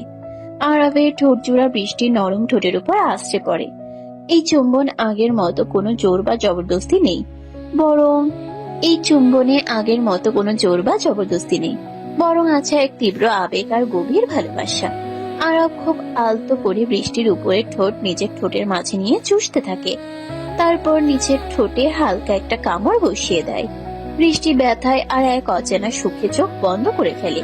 তার মুখ দিয়ে এখন একটা অস্ফুট আহ শব্দ বেরিয়ে আসে। আরাফ এই সুযোগে নিজের জীব বৃষ্টির মুখের ভিতর ঢুকিয়ে দিয়ে তাকে পুরোপুরি নিজের আয়ত্তে নিয়ে নেয়। বৃষ্টির সারা শরীরে যেন বিদ্যুতের ঢেউ খেলে যায়। সে নিজের 2 হাত দিয়ে আরাফের খালি বুকের পেশিগুলো খামচে ধরে এবং চুমুর গভীরতায় সমানভাবে সাড়া দিতে শুরু করে। আরাব, আপনার সেলাই ব্যথা লাগবে, প্লিজ একটু শান্ত হন। তুমি কাছে থাকলে আমার সব ব্যথা আনন্দ হয়ে যায় বৃষ্টি। আজ আমাকে বাধা দিও না, আমি তোমাকে পুরোপুরি অনুভব করতে চাই। আরাফ বৃষ্টির ঠোঁট ছেড়ে দিয়ে তার গলায় আর ঘাড়ে পাগলের মতো চুমু খেতে শুরু করে। তার দাঁতের হালকা ঘর্ষণে বৃষ্টির ফর্সা গলায় একের পর এক লাল দাগ তৈরি হতে থাকে। আরাবের ডান হাতটা বৃষ্টির শাড়ির আঁচল সরিয়ে দিয়ে তার খালি কোমরের উপর গিয়ে পড়ে। আরাবের হাতের গরম স্পর্শে বৃষ্টির শরীর ধনুকের মতো বেঁকে যায়। সে আরাবের চুলের ভেতর নিজের আঙ্গুল ঢুকিয়ে দিয়ে তাকে আরো শক্ত করে জড়িয়ে ধরে। আরাবের হাত ক্রমশ কোমরের উপর থেকে পিঠের দিকে এগোতে থাকে। সে খুব সাবধানে বৃষ্টির ব্লাউজের হুকগুলো একটা একটা করে খুলতে শুরু করে। বৃষ্টির সরাসরি লজ্জায় আর উত্তেজনায় থরথর করে কাঁপছে, কিন্তু সে আরাবকে কোনোভাবেই বাধা দেয় না। সে আজ নিজেকে সম্পূর্ণভাবে এই মাফিয়া ডনের কাছে সমর্পণ করতে প্রস্তুত। আরাব ব্লাউজের বাঁধন খুলে দিয়ে বৃষ্টির ফর্সা পিঠের উপর নিজের হাত বুলাতে থাকে। তুমি এত সুন্দর কেন বৃষ্টি? তোমার এই নরম শরীরটা আমাকে পাগল করে দিচ্ছে। আমি চাই আমার জীবনের প্রতিটি রাত ঠিক এভাবেই তোমার সাথে কাটুক। আমি শুধু আপনারই আরাব, আমাকে কখনো নিজের কাছ থেকে দূরে সরিয়ে দিবেন না। আমি আপনার এই অন্ধকার জগৎকে ভয় পাই ঠিকই, কিন্তু আপনাকে ছাড়া আমার বেঁচে থাকা সম্ভব নয়। আরাফ বৃষ্টির চোখের দিকে তাকিয়ে মুচকি হাসে। তারপর সে বৃষ্টিকে নিজের পাশে শুয়ে দিয়ে তার শরীরের উপর কিছুটা ঝুঁকে পড়ে। আরাফ খুব সাবধানে নিজের ব্যান্ডেজ করা অংশটা বাঁচিয়ে বৃষ্টির ঘাড় থেকে শুরু করে বুকের উপরিভাগ পর্যন্ত অসংখ্য উষ্ণ চুম্বন এঁকে দেয়। বৃষ্টির নিঃশ্বাসের গতি ক্রমশ দ্রুত হচ্ছে। সে দুই হাতে বিছানার চাদর খামচে ধরে নিজের ভেতরের প্রবল উত্তেজনাকে সামলানোর চেষ্টা করছে। আরাফ বৃষ্টির শাড়ির ভাঁজগুলো খুব আলতো করে সরিয়ে দিতে তার পায়ের উন্মুক্ত অংশের উপর হাত বোলাতে শুরু করে। দুজনের এই তীব্র শারীরিক এবং মানসিক মিলনে ঘরের ভিতরে পরিবেশ এক চরম আকাঙ্ক্ষায় পরিপূর্ণ হয়ে ওঠে। আরাফ প্রমাণ করতে চায় যে সে শুধু মাফিয়া ডন নয়, সে একজন তীব্র প্রেমিক যে নিজের ভালোবাসার মানুষকে সুখের সাগরে ভাসিয়ে দিতে পারে। সারা রাত ধরে তাদের এই উষ্ণ রোম্যান্স চলতে থাকে এবং ভোরের দিকে একে অপরের বুকে মাথা রেখে গভীর শান্তিতে ঘুমিয়ে পড়ে তারা। এত সকালে উঠে পড়েছো কেন পিচ্ছি? আমার তো এখনো তোমার গায়ের গন্ধটা ঠিক মতো নেওয়া হয়নি। এদিকে এসো আমার বুকের কাছে। ছাড়ুন আমাকে, সকাল হয়ে গেছে। দাদি বা জিসান ভাই যে কোনো সময় চলে আসতে পারে। কাল রাতের পর আমার এমনিতেই খুব লজ্জা করছে। আপনি একটু শান্ত হয়ে শুয়ে থাকুন, আপনার সেলাইয়ের জায়গায় আবার চাপ লাগবে। আমার সেলাই নিয়ে তোমাকে ভাবতে হবে না। আমার বউয়ের উপর আমার পুরো অধিকার আছে, আর সেই অধিকার খাটাতে গিয়ে যদি আমার সেলাই খুলেও যায় আমার কোনো আক্ষেপ নেই। তুমি শুধু আমার চোখের সামনে এভাবেই থেকো। ভোরের মিষ্টি রোদ জানালার ভারী পর্দা ভেদ করে ঘরের ভেতরে এসে পড়েছে। বিশাল বিছানার সাদা চাদরটা এলোমেলো হয়ে আছে, আর তার মাঝে আরাফ বৃষ্টিকে নিজের শক্ত দুই হাতের বাঁধনে জড়িয়ে ধরে আছে। কাল রাতে সেই তীব্র ভালোবাসার পর বৃষ্টির ফর্সা গলায় আর ঘাড়ে অসংখ্য লাল দাগ ফুটে উঠেছে, যা দেখে আরাফের চোখের দৃষ্টি আরো নেশাতুর হয়ে উঠেছে। বৃষ্টির পরনে এখন শুধু আরাফের একটা বড় সাদা শার্ট, যা তার হাঁটুর উপর পর্যন্ত লুটিয়ে আছে। আরাফের চওড়া খালি বুকের উপর মাথা রেখে বৃষ্টির লজ্জায় একদম গুটিয়ে আছে। আরাফের একটা হাত বৃষ্টির উন্মুক্ত উত্তর উপর খুব আলতো করে ঘোরাফেরা করছে, আর তার গরম নিঃশ্বাস বৃষ্টির কানে শ্বশুরে দিচ্ছে। বৃষ্টি বুঝতে পারছে না এই ভয়ঙ্কর মাফিয়া ডনের ভেতরে এত রোম্যান্স কোথা থেকে এলো। সে আরাফের হাতের উপর নিজের একটা হাত রেখে তাকে থামানোর চেষ্টা করে, কিন্তু আরাফের শক্তির কাছে সে সবসময় হার মানে। আরাফ হঠাৎ করে বৃষ্টিকে এক ঝটকায় নিজের বুকের উপর তুলে নেয়, আর তার ঠোঁটের উপর একটা দীর্ঘ গভীর চুম্বন এঁকে দেয়। বৃষ্টির নিঃশ্বাস ভারী হয়ে আসে। সে আর কোনো বাধা না দিয়ে আরাফের চুলে নিজের আঙ্গুল ঢুকিয়ে দেয়। দুজনের এই সুন্দর সকালটা আরো রঙিন হয়ে উঠত, কিন্তু হঠাৎ করে দরজায় খুব জোরে ধাক্কা পড়ার শব্দে তারা দুজন আলাদা হয়ে যায়। বস বস, সর্বনাশ হয়ে গেছে, আপনি তাড়াতাড়ি উঠুন। সুলতানের লোকেরা বৃষ্টির আশ্রমে হামলা করেছে। ওরা চারিদিক দিয়ে আশ্রমটা ঘিরে ফেলে পেট্রোল ঢেলে আগুন ধরিয়ে দেওয়ার প্রস্তুতি নিচ্ছে। মায়া আর ফাদার জন ভেতরে আটকে আছে। কি বলছিস তুই জিশান? ওই কুত্তার বাচ্চা সুলতানের এত বড় সাহস যে ও আমার বৃষ্টির আশ্রমে হাত দেয়? তুই এখনই সব গার্ডদের রেডি কর, আমি আসছি। আরাব, আমার মায়া আর আশ্রমের বাচ্চাদের বাঁচান প্লিজ। ওরা খুব নিরীহ, সুলতান ওদের মেরে ফেলবে। আপনি কিছু একটা করুন, আমার খুব ভয় করছে আরাব। জিশানের কথা শুনে বৃষ্টির সারা শরীর ভয়ে আর আতঙ্কে থরথর করে কাঁপতে শুরু করে। সে কাঁদতে কাঁদতে আরাফের বুকের উপর আছড়ে পড়ে। আরাফের চোখে সেই নেশাতুর দৃষ্টি মুহূর্তের মধ্যে পাল্টে গিয়ে এক ভয়ঙ্কর খুনি দৃষ্টিতে পরিণত হয়। সে এক লাফে বিছানা থেকে নেমে পড়ে তার শরীরের ব্যথার কথা সে পুরোপুরি ভুলে যায়। আরাফ তাড়াতাড়ি নিজের আলমারি থেকে একটা কালো শার্টার প্যান্ট বের করে পরে নেয় এবং নিজের রিভলভারটা কোমরে গুজে নেয়। বৃষ্টি পাগলের মতো আরাফের হাত ধরে টানতে থাকে। সে নিজেও আরাফের সাথে যেতে চায়। আরাফ বৃষ্টির দুই গাল নিজের দুই হাতে শক্ত করে ধরে তার চোখের দিকে তাকায়। তুমি একদম কাঁদবে না বৃষ্টি, আমি কথা দিচ্ছি। তোমার আশ্রমের একটা বাচ্চারও কোনো ক্ষতি আমি হতে দেব না। সুলতান আজ নিজের মৃত্যু ডেকে এনেছে। তুমি দাদির সাথে এই ঘরেই থাকবে, এক পাও বাইরে বের হবে না। এটা আমার করার নির্দেশ। কি? আপনি তো এখনো পুরোপুরি সুস্থ নন, আপনার গায়ে এখনো জ্বর আছে। আপনি এই সুলতানের সাথে কিভাবে পারবেন? আমি আপনাকে একা ছাড়বো না। আরাফ কখনো হারে না পিচ্ছি। আর এখন তো আমার সাথে তোমার ভালোবাসা আছে। এই দুনিয়ার কোনো শক্তি আজ আমাকে আটকাতে পারবে না। তুমি শুধু আমার জন্য অপেক্ষা করো। আরাফ বৃষ্টির কপালে একটা গভীর চুমু খেয়ে ঘর থেকে বেরিয়ে যায়। আয়েশা বেগম খবর পেয়ে আগে ড্রয়িং রুমে দাঁড়িয়েছিলেন। আরাফকে এভাবে আহত অবস্থায় আবার অস্ত্রের মুখে যেতে দেখে তার বুকটা কেঁপে ওঠে, কিন্তু তিনি জানেন আরাফকে এখন আটকানো সম্ভব নয়। আরাফ জিসানকে নিয়ে বিশাল এসইউভি গাড়িতে উঠে এবং তাদের পিছনে আরো 4টে গাড়িতে অন্তত 40 জন সশস্ত্র গার্ড আশ্রমের দিকে রওনা দেয়। অন্যদিকে শহরের অনাথ আশ্রমের সামনে এক ভয়ঙ্কর পরিস্থিতি তৈরি হয়েছে। সুলতানের লোকেরা আশ্রমের প্রধান গেটে তালা ঝুলিয়ে দিয়েছে এবং চারদিকে পেট্রোল ঢেলে আগুন ধরিয়ে দিয়েছে। আগুনের লেলিহান শিখা ক্রমশ আশ্রমের ভেতরের দিকে এগোচ্ছে। মায়া, ফাদার জন এবং আশ্রমের ছোট ছোট বাচ্চারা ভেতরে আটকা পড়ে ভয়ে চিৎকার করে কাঁদছে। রকি আর সুলতান একটু দূরে দাঁড়িয়ে এই দৃশ্য দেখে পৈশাচিক আনন্দে হাসছে। এবার দেখবো আরাব কিভাবে ওই আশ্রম বাঁচায়। আর ওই বৃষ্টি যখন শুনবে তার সব আপন মানুষগুলো আগুনে পুড়ে ছাই হয়ে গেছে, তখন সে নিজেই আমার পায়ে এসে পড়বে। আরবের অহংকার আমি আজ মাটিতে মিশিয়ে দেব। ভাই, আগুন তো প্রায় মেইন বিল্ডিং এর কাছে চলে গেছে। এবার ওরা কেউ বাঁচতে পারবে না। আরবের আসার আগেই সব শেষ হয়ে যাবে। সুলতানের হাসির শব্দ শেষ হওয়ার আগেই রাস্তার মোড় ঘুরে তীব্র গতিতে আরবের কনভয় এসে আশ্রমের সামনে থামে। আরবের কালো এসইউভি গাড়িটা সোজা এসে সুলতানের একটা জিপকে সজোরে ধাক্কা মারে। জিপটা উল্টে গিয়ে রাস্তার পাশে ছিটকে পড়ে। সুলতান আর রকি চমকে উঠে, তারা বুঝতে পারেনি আরাফ এত তাড়াতাড়ি এখানে এসে পৌঁছে যাবে। গাড়ি দরজা খুলে আরাফ বেরিয়ে আসে। তার চোখে মুখে এখন আক্ষরিক অর্থেই আগুন জ্বলছে। সে কোনো কথা না বলে সরাসরি নিজের রিভলভার বের করে গুলি চালাতে শুরু করে। প্রথম গুলিতেই সুলতানের একজন গার্ড মাটিতে লুটিয়ে পড়ে। জিসান এবং আরাফের অন্যান্য লোকেরাও গাড়ি থেকে নেমে বৃষ্টির মতো গুলি চালাতে শুরু করে। মুহূর্তের মধ্যে আশ্রমের সামনের রাস্তাটা একটা যুদ্ধক্ষেত্রে পরিণত হয়। জিশান, তুই ছেলেদের নিয়ে পেছনের দেওয়াল ভেঙে আশ্রমের ভেতরে ঢোক। আর মায়া, ফাদার জন আর বাচ্চাদের নিরাপদে বাইরে বের করে আন। সুলতান আর ওর কুত্তাগুলোকে আজ আমি নিজের হাতে শেষ করব। ঠিক আছে বস, আপনি সাবধানে থাকবেন। সুলতানের হাতে ভারী অস্ত্র আছে বস, ভারী অস্ত্র। ঈশান কয়েকজনকে নিয়ে আশ্রমের পেছনের দিকে ছুটে যায়। আরাফ একাই সুলতানের লোকেদের উপর মৃত্যুর মতো ঝাঁপিয়ে পড়ে।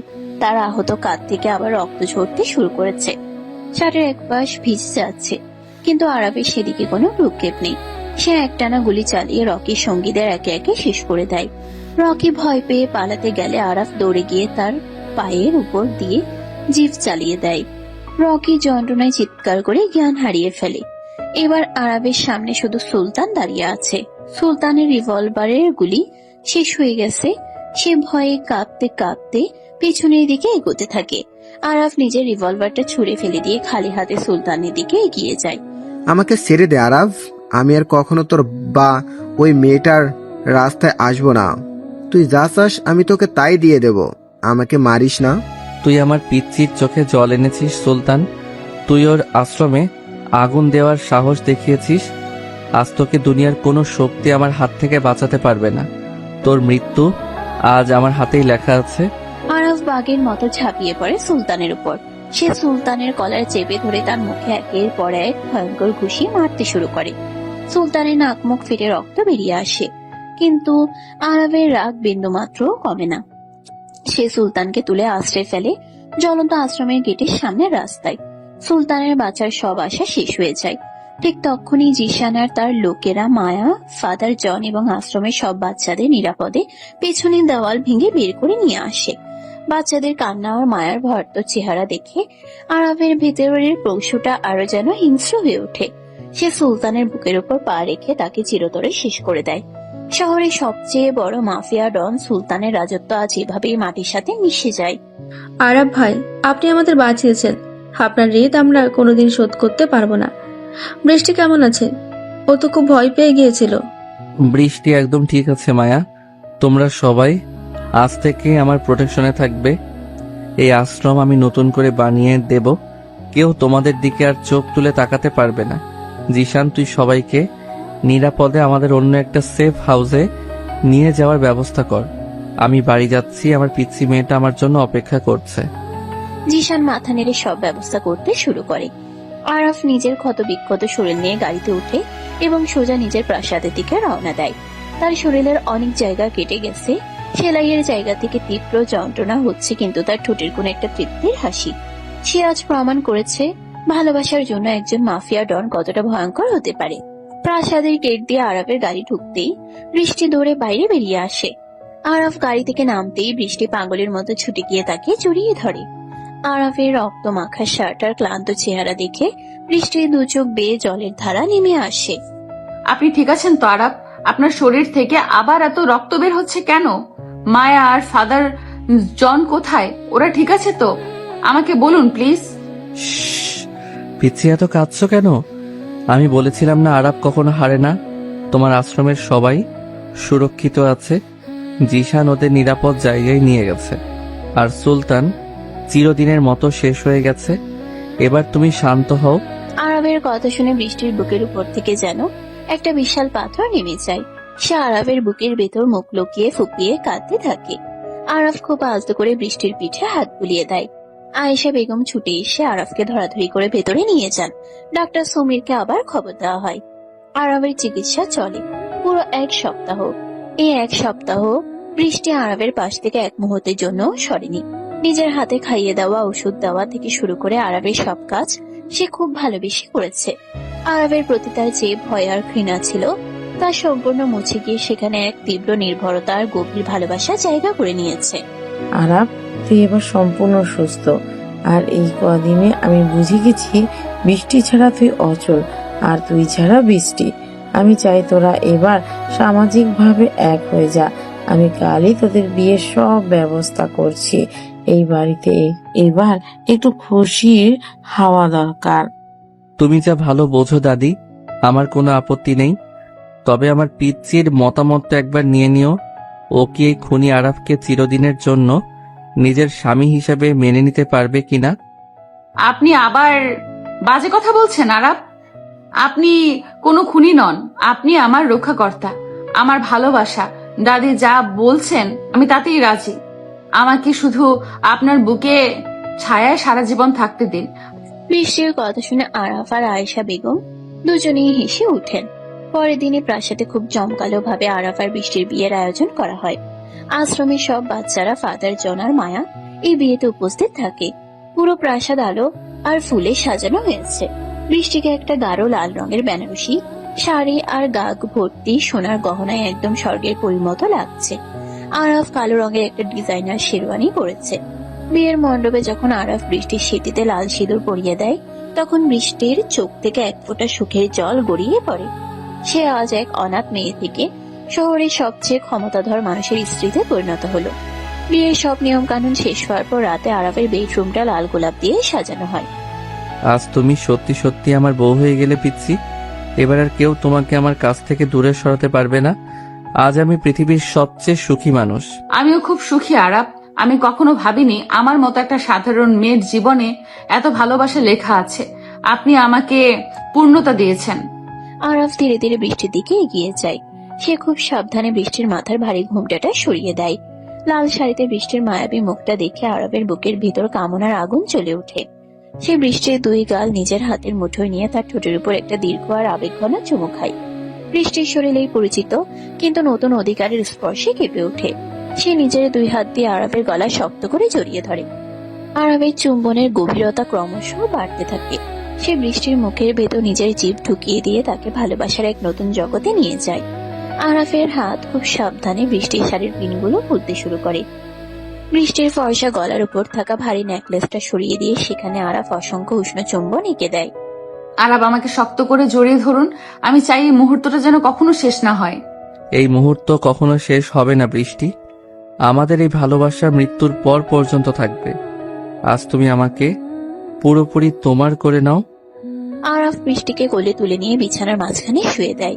সে খুব সাবধানে বৃষ্টির শাড়ি আর গহনাগুলো সরিয়ে তাকে নিজের ভালোবাসার চাদরে মুড়িয়ে নেয়। সারা ঘরের নিস্তব্ধতা ভেঙে শুধু তাদের দুজনে দীর্ঘশ্বাস আর ভালোবাসার অস্ফুট শব্দগুলো শোনা যেতে থাকে। আরাফের প্রতিটি স্পর্শে বৃষ্টি নিজেকে নতুন করে আবিষ্কার করে। সে আরাফের পেশিবহুল পিঠে নিজের নখ গেঁথে দিয়ে তাকে চরম সুখের সাগরে ভাসিয়ে দেয়। এক অনাথ মেয়ে আর এক ভয়ঙ্কর মাফিয়া ডনের এই অদ্ভুত প্রেমের গল্প এভাবে এক সুন্দর আর রোমান্টিক পরিণতির দিকে এগিয়ে যায়, যেখানে শুধু ভালোবাসা আর নির্ভরতার জয় হয়। সমাপ্ত। প্রিয় দর্শক বৃন্দ, ভিডিওটি দেখার জন্য অনেক অনেক ধন্যবাদ। আমাদের এই ভিডিওটিতে একটি লাইক দিলে আর আমাদের এই ছোট্ট চ্যানেলটিকে সাবস্ক্রাইব করে আমাদেরকে সাপোর্ট করলে আমরা নতুন নতুন ভিডিও আপলোড করার অনুপ্রেরণা পাবো। আমাদের চ্যানেলটি সাবস্ক্রাইব করে আমাদের সাথে জুড়ে থাকুন এবং এইরকমই ভিডিও দেখতে থাকুন। ধন্যবাদ।